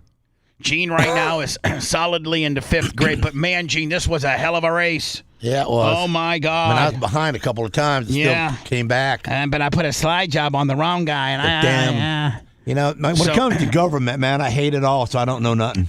So this next, I'm going to go to words, so we're really on time, because this next segment's 4 minutes long, which is kind of long. But I am, and by the way, the cop lost his job, as he should have. And the person, the potential victim in this case, sued the Oskaloosa County Sheriff's Department and won. Here it is. And it's so bad. Wait to hear what happens. So this cop, he has this this guy had done something wrong. His name was Hernandez, Hispanic man. And for whatever reason, he was handcuffed in the back of this police officer, the sheriff. No, Hernandez was the cop. Oh, Hernandez was the cop? Yeah, Marquise Jackson was the suspect. Yes. Marquise Jackson had been handcuffed and secured in the back of the deputy sheriff's SUV. The deputy sheriff heard an acorn fall off of this tree and onto his squad car. Thought it was him? And it was just an acorn. And he flipped out. He said, "Shots fired. I'm hit. I'm hit." Meanwhile, he wasn't hit. There were no shots fired. And between him and his female backup, they fired 22 shots into the squad car. No, they didn't. Yes, they did. Thank God. Right into the squad car to kill that dude. Yes, They've already frisked him and put him in cuffs. Yep. No, he didn't have no gun. Yep. They ought to get killed themselves. Here's the thing. Like, the cop didn't get hit, But he, automatically he flips out, says, shots fired. I'm hit. The woman they put 22 rounds into the squad car. Thank God, the guy that they had detained, the Marcus, he lived. Yes, he didn't get hit one time. So they got fired for missing a guy. Well, no, they got fired for violating his civil rights. Put him in there. I'm going to go through this story next, and it's so bad. And to think that they're firing into a car 22 times and never seen nothing. And just like Gene said, this guy had already been frisked twice. They get you detained, then they get you when the cuffs are on you and they arrest you. And an acorn fell on top of you can't write this stuff. You just can't write it. I'm getting me some acorns and flip them to cops today. And I got to tell you, man, it is disturbing to see them gunning down this guy's squad car to know there's a human being in there. And, again, it's a very long story. It's 4 minutes, which is eternity. It's going to be worth it. It's going to be worth it. Stick around. I'll do it next. Don't be mad at him, dude. Be happy for him. He would be happy for you. Yep, they got it all figured out. Oh, no, I'm happy for him. I'm so happy for him that I would like to beat him with my happiness. Bubba the Love Sponge returns after this.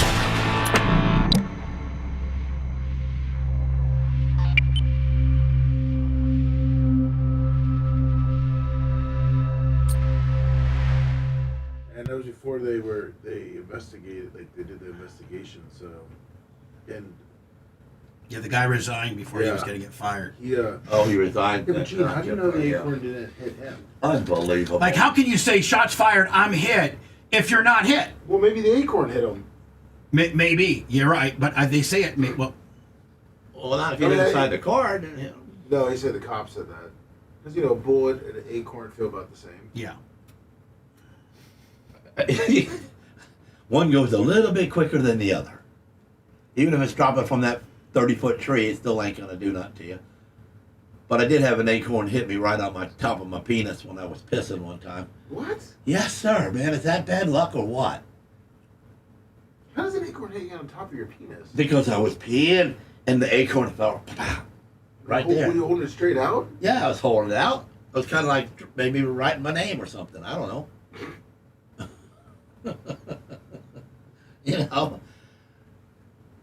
And it hit me. It bit right next to my thumbnail. Did you freak out? Well, I kind of looked around like someone was trying to touch me or something, but it was an acorn. Imagine the squirrel fucking. Yeah, the squirrel jumping on top of you at the same time chasing it.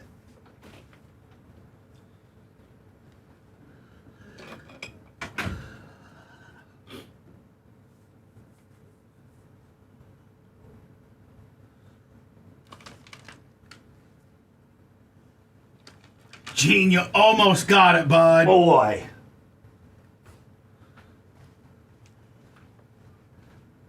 I knew I had it was in on it when there were amendments. Amendments, my ass. How the hell do I know?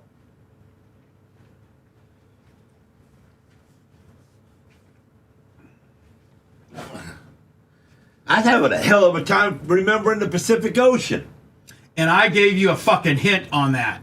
Like I gave you kind of a lifeline on that. You got Yeah, and I'm going like, man, because you wouldn't have if I didn't say California. I might not have got it. You wouldn't have got it. Let's just be. I just couldn't think of that one over on that side. I couldn't think of it. Going like, which one is it?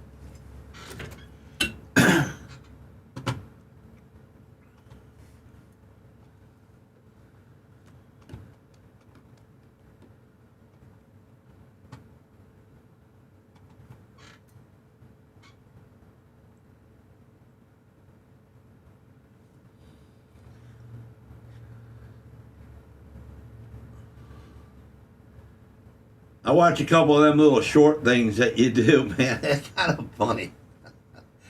You come up with something at the end that's got nothing to do with what you were just talking about. I know, it's funny though, isn't it? Yeah. It's, you know, so when you know about it, you go like, well, okay, what's he gonna say? What's he gonna say? What's he gonna say?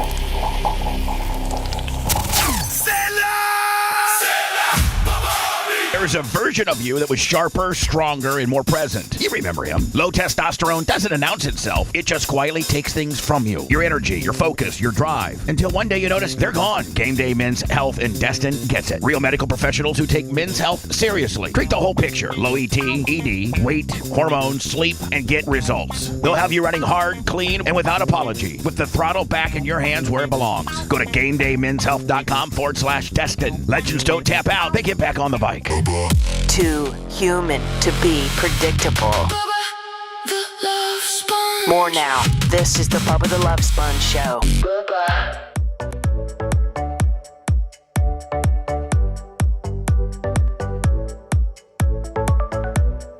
Normally not normally, always very pro-Leo. But I actually have cops that are familiar with this story that said this guy's the biggest pussy ever to live. And we don't know, but like, if you're in the cop world and you know about this acorn, I'm shot. Caper. And you know about it, like a lot of the police officers do. I guess the guy tried to use his military experience and the fact that he suffered from PTSD as an excuse as to why this happened. Lummy's not in the seat. Lummy must be running a little bit late. I was helping you. What a dick. I'm helping him. I'm getting his chat back up, zooming in for him, and he's going to he's a dick. Is he not a dick? Jeez, Gene. I actually have two stories. Oh, by the way, our cop thing, you were full hot yesterday. I'm breaking it down. Oh, my God. I was breaking it down with Bubba yesterday, and there was this cop from Martin County, Florida. And I don't know if you saw, but at the end of the video, you actually saw a picture of this guy because all of the video at first was just his cam, so you didn't see him. Yes. And he arrested two women. He was a boat cop, and this really, really hot chick. Like, she looks like to be maybe 26. She was 25 at the time. I thought you'd like that one. Okay. Yeah. So, she's 25. This woman's 25, and I mean, Lummy, was she not an absolute smoke show? Sure was. If she was ugly, would have made a difference? Yeah. Everything makes a difference. I mean, everything makes a difference. Ugly chicks compared to hot chicks. Would you be with Sarah if she was ugly? Yeah. Okay, well, I think you're lying. I think you're a damn liar. I think a lot of your initial attraction. Now you've fallen in love with her personality, but I you did fell in love with a walk first. Well, I said I'm going to take her from whoever she's with. Exactly. When you saw that butt walk and beside I saw that you, walk, and it wasn't her personality that got your attention. You didn't even know her when you saw that. When you saw that apple bottom ass walk beside you. Who's that? Oh, that's Ronnie's girlfriend. Who's that? I said I'm taking her. Yeah. So don't even tell me that if Sarah was 362 pounds when she walked by you, I wouldn't have noticed that you would have bolted up to that thing. Okay. So stop with your nonsense. So the story that I broke it down, my break it down with Bubba is usually me breaking down hot chicks that are in trouble with the law in some way, shape, or form. And usually I'm very pro law enforcement. I'm like, man, this drunk bitch deserves it. Lock her up. She's flunked the test. And remember the one chick from Pinellas Park? I think that might be next week. She was absolutely resisting and kicking the cops. They had to put a spit hood on her. And I'm usually like, yoke that bitch up. Yeah. You can't be spitting on cops. Screw you, bitch. Like, that's how I usually am. Until I get a cop that could have given somebody a break. And then intensify the fact that this chick is probably one of the hottest. She didn't have an ounce of makeup on. She was she was a 10. She was absolutely a 10. And supposedly, she's 25. She hands a tumbler that I guess was full of alcohol. And by the way, they're on a sandbar. So they got all these boats tied off. Nobody's, Gene, you've been a part of sandbars. People aren't causing no trouble. No. They tie off their boats. They got their Miller Lights. They got their cocktails. Yep. They got their dogs swimming around. They're just, nope. Just chilling. People aren't really... And you got to understand, these are people that have a boat, probably a little bit more affluent. They're good people. This Johnny Boat cop pulls up and he sees this hot chick hand a cocktail to an underage girl. So he's like, immediately pulls up in his little cop boat. He's like, "You're under arrest. You're under arrest," to this girl. She's like, "Why? What did I do?" He's like, "You handed alcohol to a underage." Xerxes, $10. And she's like, how you know? No, I didn't. And she's like, I saw you. And he tells her right there, "You're under arrest." And I'm like, man, I know great cops. And I'm not going to mention their names, but they're listening right now. But from the Pat McGoverns to the Don Hesses, I just know a lot of good cops. And most good cops, unless you're being a dick, they'll be like, they would have pulled up and said, hey, listen, ma'am, I saw you hand her a drink. Can you, listen, have her pour it out. She's obviously underage. Have her pull it out. Have her pour it out. And realize I'm going to be patrolling up and down here all day. So just stop. Just quit it. All right? And that's what cool cops do. He's like, he immediately tells him, you're under arrest. And go get your ID. So she traipses over to her boat to get her ID. Well, she's not getting the ID fast enough for his liking. So he gets out of the boat, wades through the water over to her boat. Now, and it's all his body cam. Now, you see her searching around in her duffel bag or her little beach, tote. Yeah. You see her. She's bent over. Poop. I mean, unbelievable. This chick's she's a 12. We get to see her? Yeah.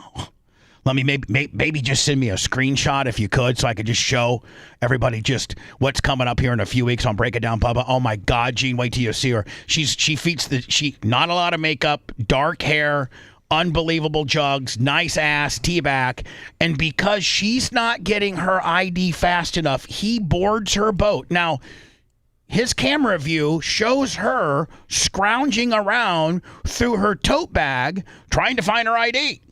And he goes, he cuffs her because she doesn't produce her ID fast enough. It's been 2 minutes. Like on the body cam, it doesn't have like 5 minutes later or 10 minutes later.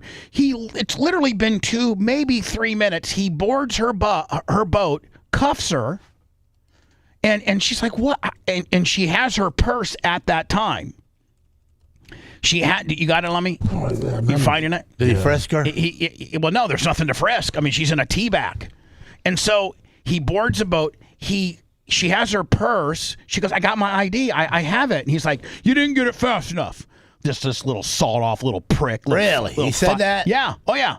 So she gets off. She's handcuffed now. He escorts her off the boat, and he's got her wallet, little purse thing, which is maybe just maybe 2 sizes bigger than an iPhone, and her mom or somebody. Wait till you see this. How old are you? 20. Hold on. Wait till you see this. You're 25. Is that Gene? Yeah. Is that not an unbelievable hot chick? Yep. Look at that. Your license for the last time. All right, so that's what we're dealing with. That's a nice blurry shot. So why are they blurring the top? It's they're underage people back there. I guess they're underage. Okay. So he goes and follows her to the boat, locks her up. They're getting off the boat. He's got her wallet in the left hand. Her mom goes to grab the wallet from the cop. And I guess the cop didn't, but to me, it looked like he was handing it to her. I broke it all down and what have you. It looks like he's handing it to her. And I guess because she snatched it out of his hand a little too aggressively, he then arrests her the mom. Too. The mom. Throws him on the boat, takes him back to the dock. And the entire time, I'm like, you're the biggest pussy ever to live. Like, why wouldn't you give these people a warning? Instead, you're taking a mom and two attractive. That was my girlfriend and my mom. I mean, they wouldn't go to jail because I would beat the hell out of him. But I'd go to jail. You go to prison. NorCal I'll go to Mark, prison for $50. You go to prison. Yeah, I'll go there. So yeah, Lummy, you could hear me. I was yelling yesterday. Yes, he go to hospital. You pussy, and then I'm like, man, somebody is gonna have to be able to see this and tell me who that cop is. I don't want to dox the guy, but I want to verbally express my displeasure to this particular cop and whatever his name is, and how much of a pussy he is. You're a pussy for what you did. You got to give people, you know what? Good cops give good people breaks. Did it happen around here on our waters? No, it happened in Martin County, up by St. Lucie, up by Port St. Lucie. So, Lummy, here's the cop that thought he was shot, but it was really an acorn, and they unload 22 rounds into this squad car. What if they would have killed the guy? Well, they were trying to.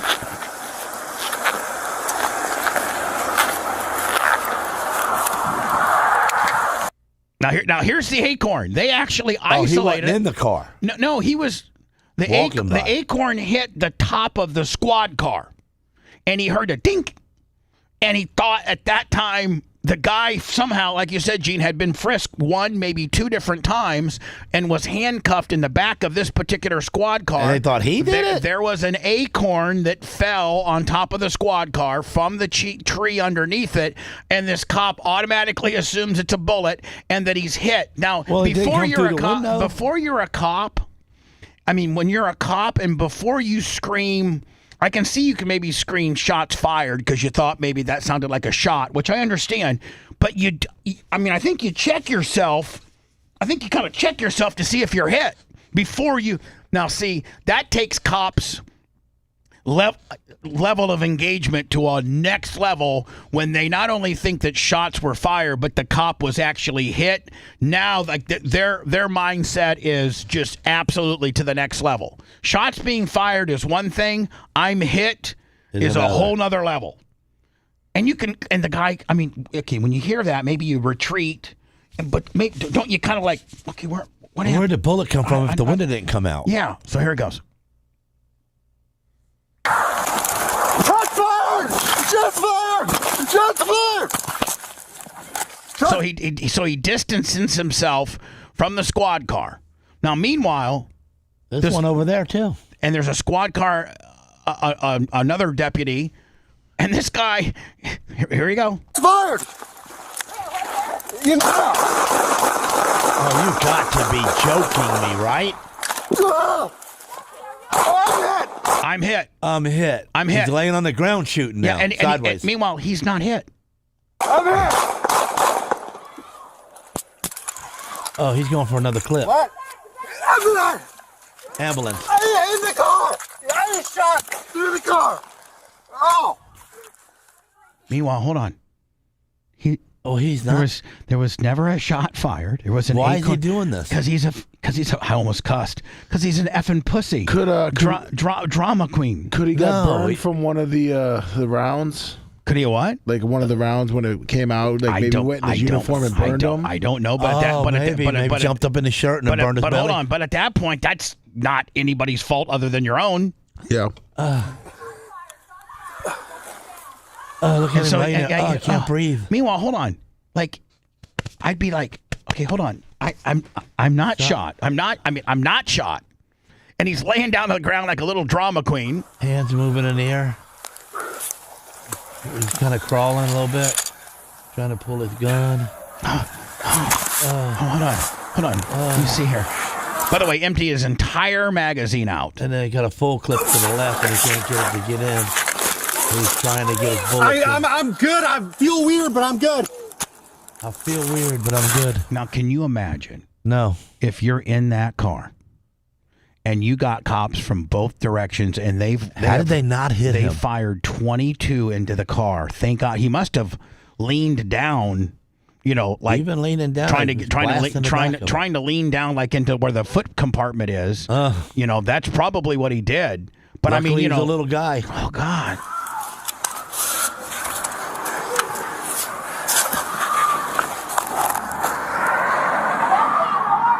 I'm good. I'm good.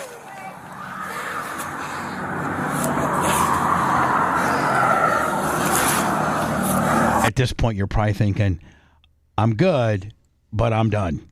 I'm in a lot of trouble here.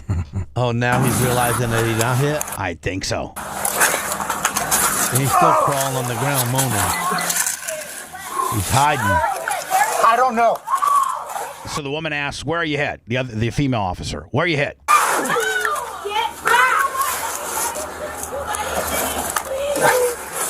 I might have hit my vest.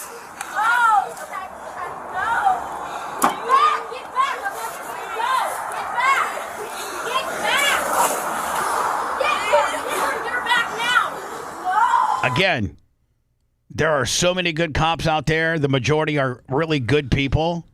But you get these outliers. Wait till you see. We're going to end the show with a chick from Lake City. Oh, my God. It'll break your heart what she does to this veteran. This guy's blind. And he's got his feeling stick. You know how they have those foldable feeling sticks? Yeah. He has it in the back of his pocket. He's just coming back from, I think, voting. I think it was he was coming back from voting. He's blind, and he's partially blind, and he's got his folding stick, his poker stick that you hit you can kind of see it. That's what they use. And she thinks it's a gun, and he even gets it out and shows her, it's my feeling stick. And they take him to jail.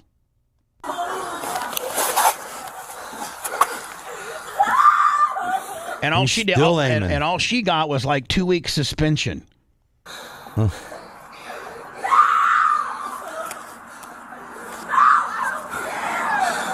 Now I don't know who's screaming. Somebody get hit on the side. It's his girlfriend. It's the bad guy. Oh, she thinks that he's dead in there. Oh, poor thing. I mean, you can't blame her. No. I mean, she just saw you unload 22 rounds into the car where her boyfriend is. And I'm sure he ain't moving right now. No, I'm sure he's not. And it's not a wonder that she's not more aggressive than she.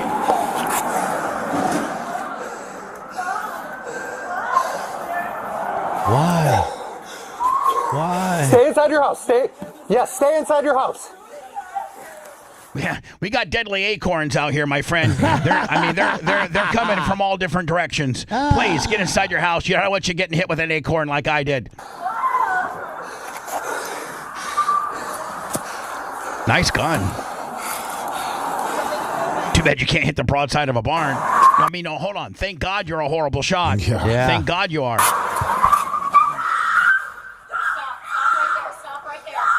Now, you know what? Tell me to stop right there.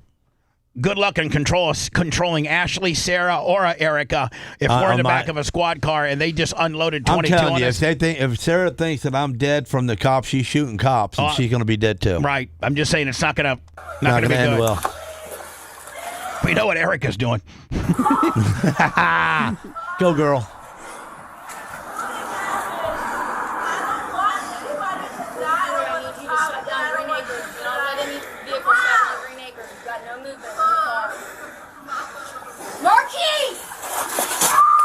That's the guy in the back, right, Lummy? Yes. Marquise, that's his girlfriend screaming at him? Yeah. Marquise!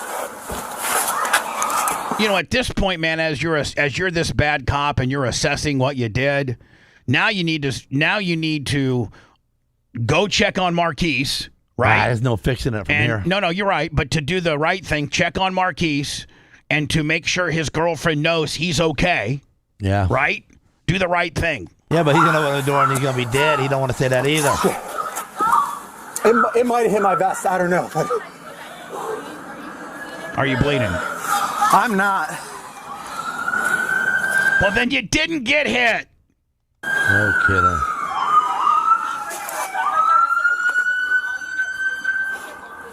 And, you know, all the cops, all the backups, they're going crazy. Yeah, because they don't know where it's coming from. They only heard shots fired, and the boys on the radio, the men and women of the agency, they only hear two things. Shots fired and I'm hit. That means they're coming blazing. That's it. They are coming out with their shotguns and their AR-15s. Shoot anything that moves. Yeah, they are. They think one of their boys is hit.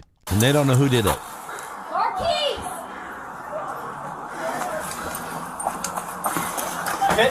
I don't know. It felt like it. Felt like it. Jesse, move over to me. I got you.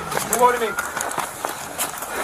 Okay. Meanwhile, they got full-blown other officers that got long guns, AR-15s pointed right at the car. Poor Marquise, right? Yeah. Look, I mean, they're out there with their. Let me. Those are the AR-15s. They're ready to put another 100 rounds into them. Come back. 60-round clips. Right, yeah, 60-round magazines. Dude, am I hit? Come on. Let's get further back. We have an obligation to our staff to try and train them the best we can so that they can go home unharmed to their families. But we have just as equally and just as important of an obligation to our public.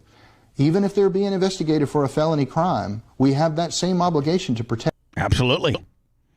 We'll end the show next with this bitch. I don't know why she looks like one. I don't even know why they didn't fire this bitch. She a man? No, she's just a bitch. She's just an. She's mad. God made her ugly. Well, she should be mad because I mean she's a real bitch. She's got a reason to be upset. And how she.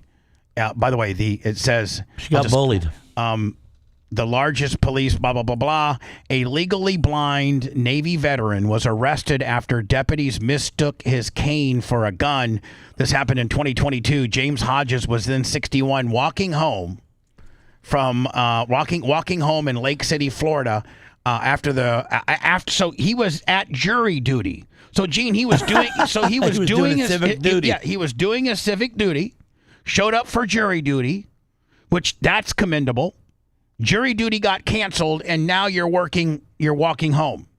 They start shaking him down. He refused to provide them information, demanded the officers' names and badge numbers. A sergeant ordered him arrested for resisting without violence. He spent the night in jail before the charges were dropped, and the sheriff came back and said the deputy's conduct was unacceptable and issued a public apology. One person received a 2-day suspension without pay, and the other one was demoted and given a 7-day suspension without pay and barred from raises or promotions for 2 years. Oh. Wait till you see how bad they screw with this dude. It's a veteran and a partially blind one at that. And they didn't fire these two? No. Yeah, come on. No. If you love that segment, then check out BubbaArmyHQ.com and do a deep dive on past shows. The Bubba the Love Sponge Show will be right back.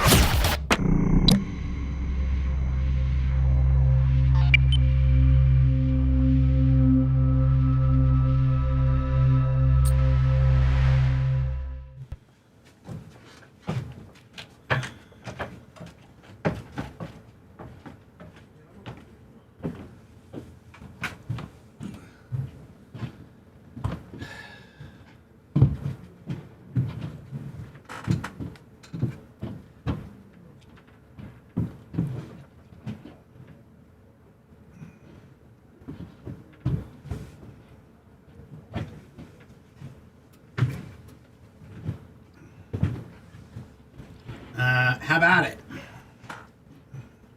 How about it? So, Gene, we'll do that gimmick for 30 minutes right after the show. You feeling it? You feeling it? Yeah, but I need to just go because I need to do the Sunbright thing. All right, then we'll do it Wednesday. Yeah. Okay. Well, don't you need to straighten some of the machines out so we can get to them? We're not talking about that. Okay. No, it's all good. Oh, it's all good. Okay, great. Yeah. Man, what are you guys doing over there? I can't work in an environment like this with people moving around and ladders falling out of the sky and shit.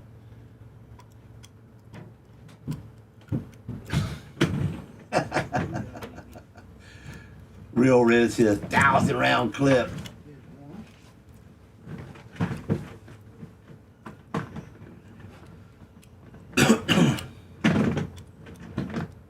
Justice is blind. Yeah, well.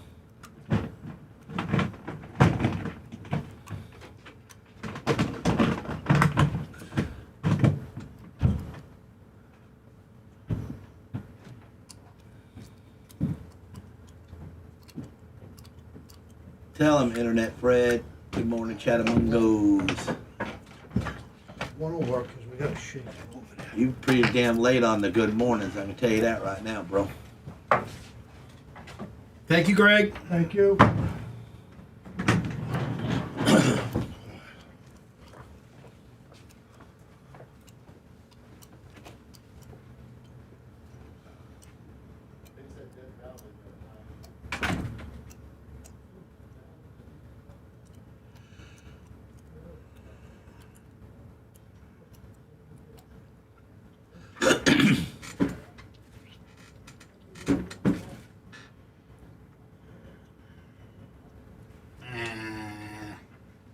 How about it? 62-round mags, Ghosto.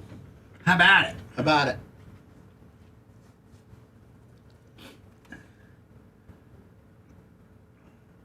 I don't know. That was a guess. Straight guess. Oh. Promo code Lummy. Yep, we were over 1,000 at 9. Yeah, man. That's the way we roll. Say it, Chattamungos. That's the way we roll. That's right. My name's Gene Lasker, and you're not. And you're not. Fine. My Gene Lasker. Wrap-up show with the Lum. Gene is still in 5th grade. All right, everyone. Yeah, I haven't lost the grade yet, but I ain't gaining nothing either.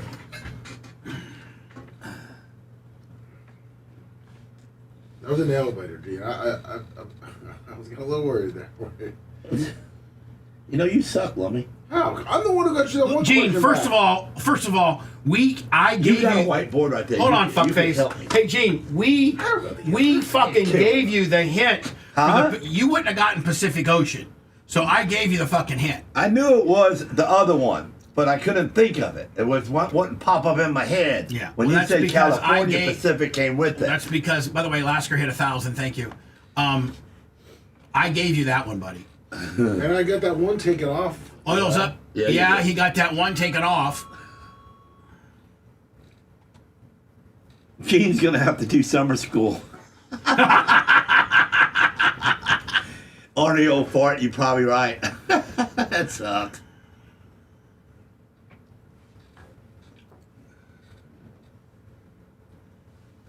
Sicilian redneck, morning. Thank you, Jim Todd. NorCal Mark.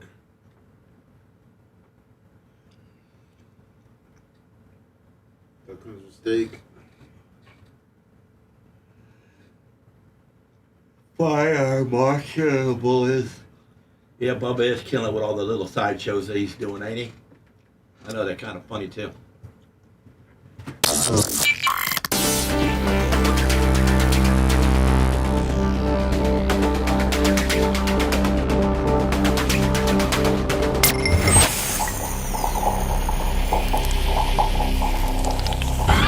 There's nothing sexy or glamorous about this broadcast. Just press play. Bubba the Love Sponge. You're listening to the Bubba the Love Sponge Show. I'm usually or always very pro-cop, but when I get a couple bad ones that are so egregious, it just makes real good cops cringe that these type of people are in the same brotherhood and fraternity as they are.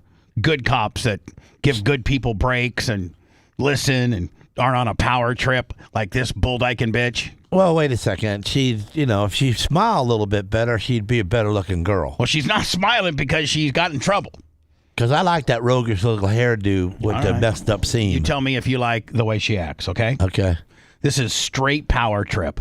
This is exactly what usually gets cops in trouble. Not listening and being a power trip. Hi there. What's this in your back pocket? Now, as you can clearly see, this guy's walking down a public sidewalk. It's poking out 10 inches. And this aluminum foldable, have a trouble seeing, partially blind walking stick is, you can easily identify that it's not a gun or a knife or nothing. It looks to be Not something. even a beat stick. I just saw you walking it. It's a navigational aid. What's the problem? You a tyrant? Yeah, I am actually. What's your name and date of birth? I don't have to give that unless Yes, I'm sir. here. I was investigating. You have reasonable, Do you want me to articulated put you in suspicion. handcuffs right now? Yes, sir, I do. So you, as like a citizen that's done nothing wrong, it looks like you can't even defend your position and tell them, hey, go pack sand. Leave me alone. I've not done anything wrong. Like, you can't talk back. You can't argue with them. You can't plead your position. They just want to go right to jail. You're going to jail. What is your suspicion? It looks like you're carrying a gun in your back pocket. I'm stopping to make sure you're carrying it properly. You don't have you to. ensured that it's not a firearm? No, you keep turning so I can't see it. You don't have to be a dick to me. All right, so he now takes it out and shows the woman that it's a foldable walking stick.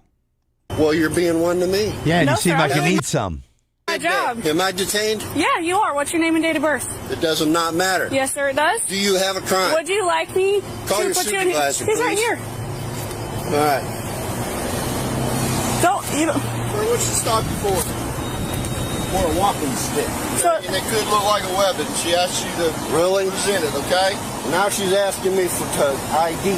Okay. I don't need the ID unless there's reasonable articulated suspicion that I have committed a I can't wait, but let me, because I have a handful, 3 or 4 cops that watch and listen to the show. I'd like for them to give me their opinion on this. crime crime and committing a crime or about to do a crime. Sir, and her suspicion was that you were armed, okay? And she's asking for your ID. But I'm not But we're armed. allowed to be. But I'm not armed. Well, I am allowed to be armed, but I'm not. I've showed clearly what you thought was a weapon. I've showed you that it's not. The investigation, in my opinion, I'm not a cop, should be over. Well, now she has verified that I am not armed, okay? So there is no problem. Do you have your ID or not? I do have my ID, but you don't need it, okay? And by the way, this is a sergeant. This is one of the guys that got in trouble. Okay. Because he should know better. Look, right to handcuffing. Right to handcuffing. That's because he wants her. You realize that, though, right? Oh, yeah. Well, the cop's trying to show off for her? Yeah. Well, you might know the street better than I do. He gonna rub on it later and say, "Yeah, I helped you out." That's all that is. That's inside revenue. 77 Whiskey Mike 15. I don't know where his wallet is. Where's your wallet at, sir? I don't have my wallet on me. Okay, where's your ID? Where's your ID at? Pocket. Which pocket? You are not allowed to search me. I mean, this is just free. This guy's ridiculous. A Navy veteran. He just left jury duty and he's walking home. Hopefully he gets paid.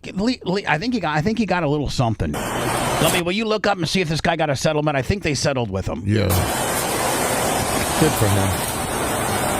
This is such an abuse of power. This makes us look like we're in a military police Happens every state. day. Happens every day. I mean, geez.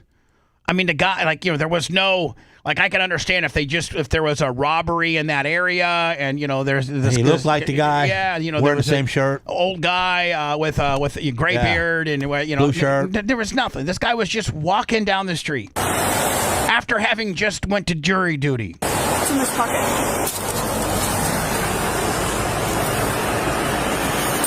So they again, they don't find any drugs, nothing like that. They just find the guy's ID. That's it. A little bit of money. There you go. Thank you. The guy's driver's license. I want your names and badge numbers. 1257 on Nick, 65 Florida 27. Yeah, 4427. Preferably Hotel your cards. 322-457-61-2540. Didn't find nothing. Yeah, he's going to come back clean. Just come back some old timer. Undisclosed amount. All right, good. So what? Couple $100,000. So he did get something. Yeah, it just says undisclosed amount and a settlement.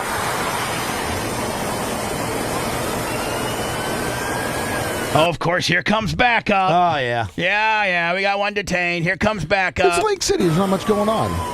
But this is just exactly what's wrong with, this makes the cops look like a bunch of, like it's a military police state. You can't even walk down the street, and so a cop pulls you over, thinks you got a gun. You show them that it's a walking stick. It's a foldable walking stick. I think at that point, if I'm a cop, I'm like, okay, sir, you know what? I'm sorry to bother you. I can see that you don't have a gun. Appreciate you. Thank you, bud. Sorry. Another one of the good old boys going to get in line with the blonde. Here comes squad. Here comes a guy, full lights and siren.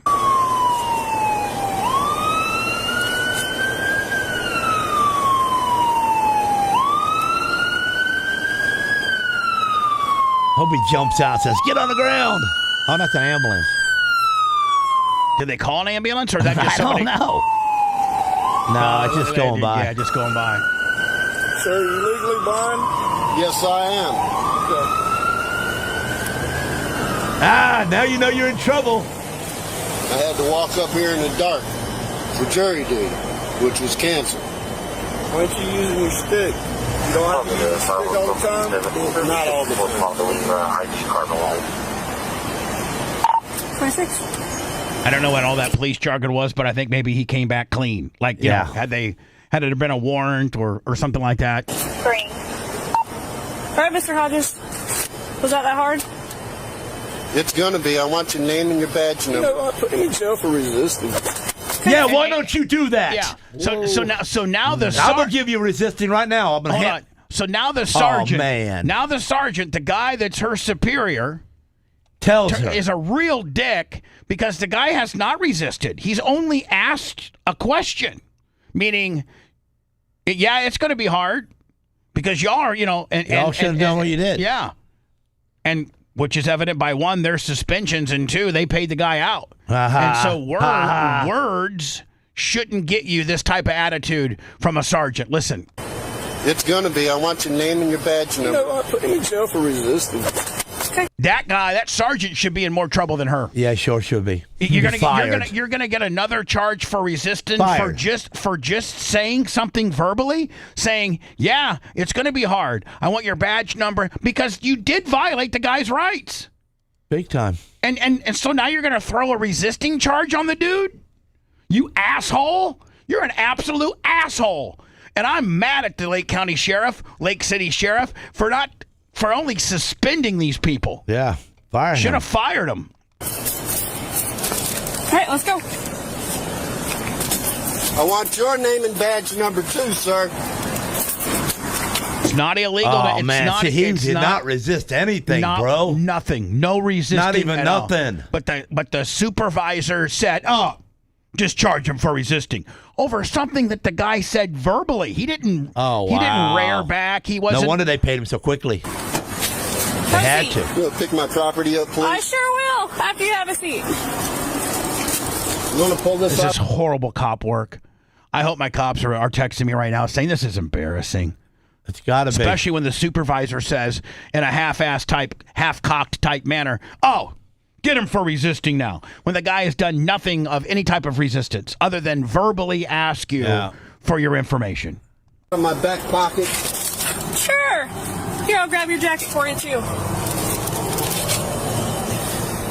Condescending bitch. Yeah, with a tattoo on her arm. It's all right. She had to do that because she's ugly. Anyway.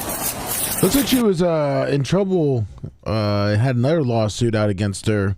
But I guess those were dropped. But it looks like she sent a canine after on a traffic stop, and the guy sued for that.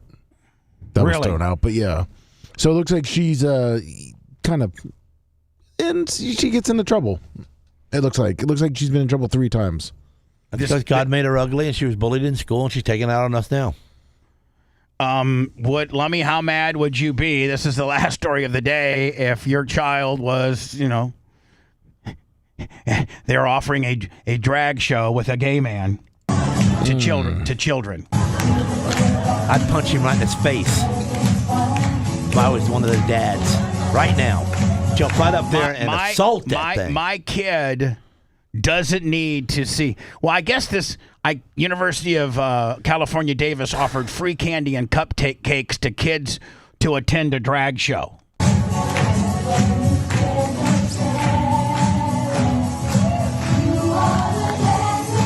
You know who should be in trouble? All the parents? Yeah. Yeah. Not the kids. Not the people that even put on this event. I'd be hollering out, kids, they gave us the cupcakes to throw them. Let's go. Lick the frosting off and throw the big stuff. Yeah, hit them in the face. The parents should be in trouble for this. They don't look happy about it, though. The parents don't. Bunch of weird-ass parents. They're weirdos.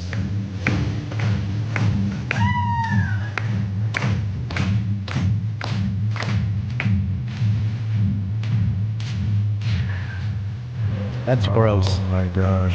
I'm telling you right now, Bubba, I would jump up on there and beat it. I would beat the brakes off of that right there. Here it goes. Assault and battery for sure. I love you, Sarah.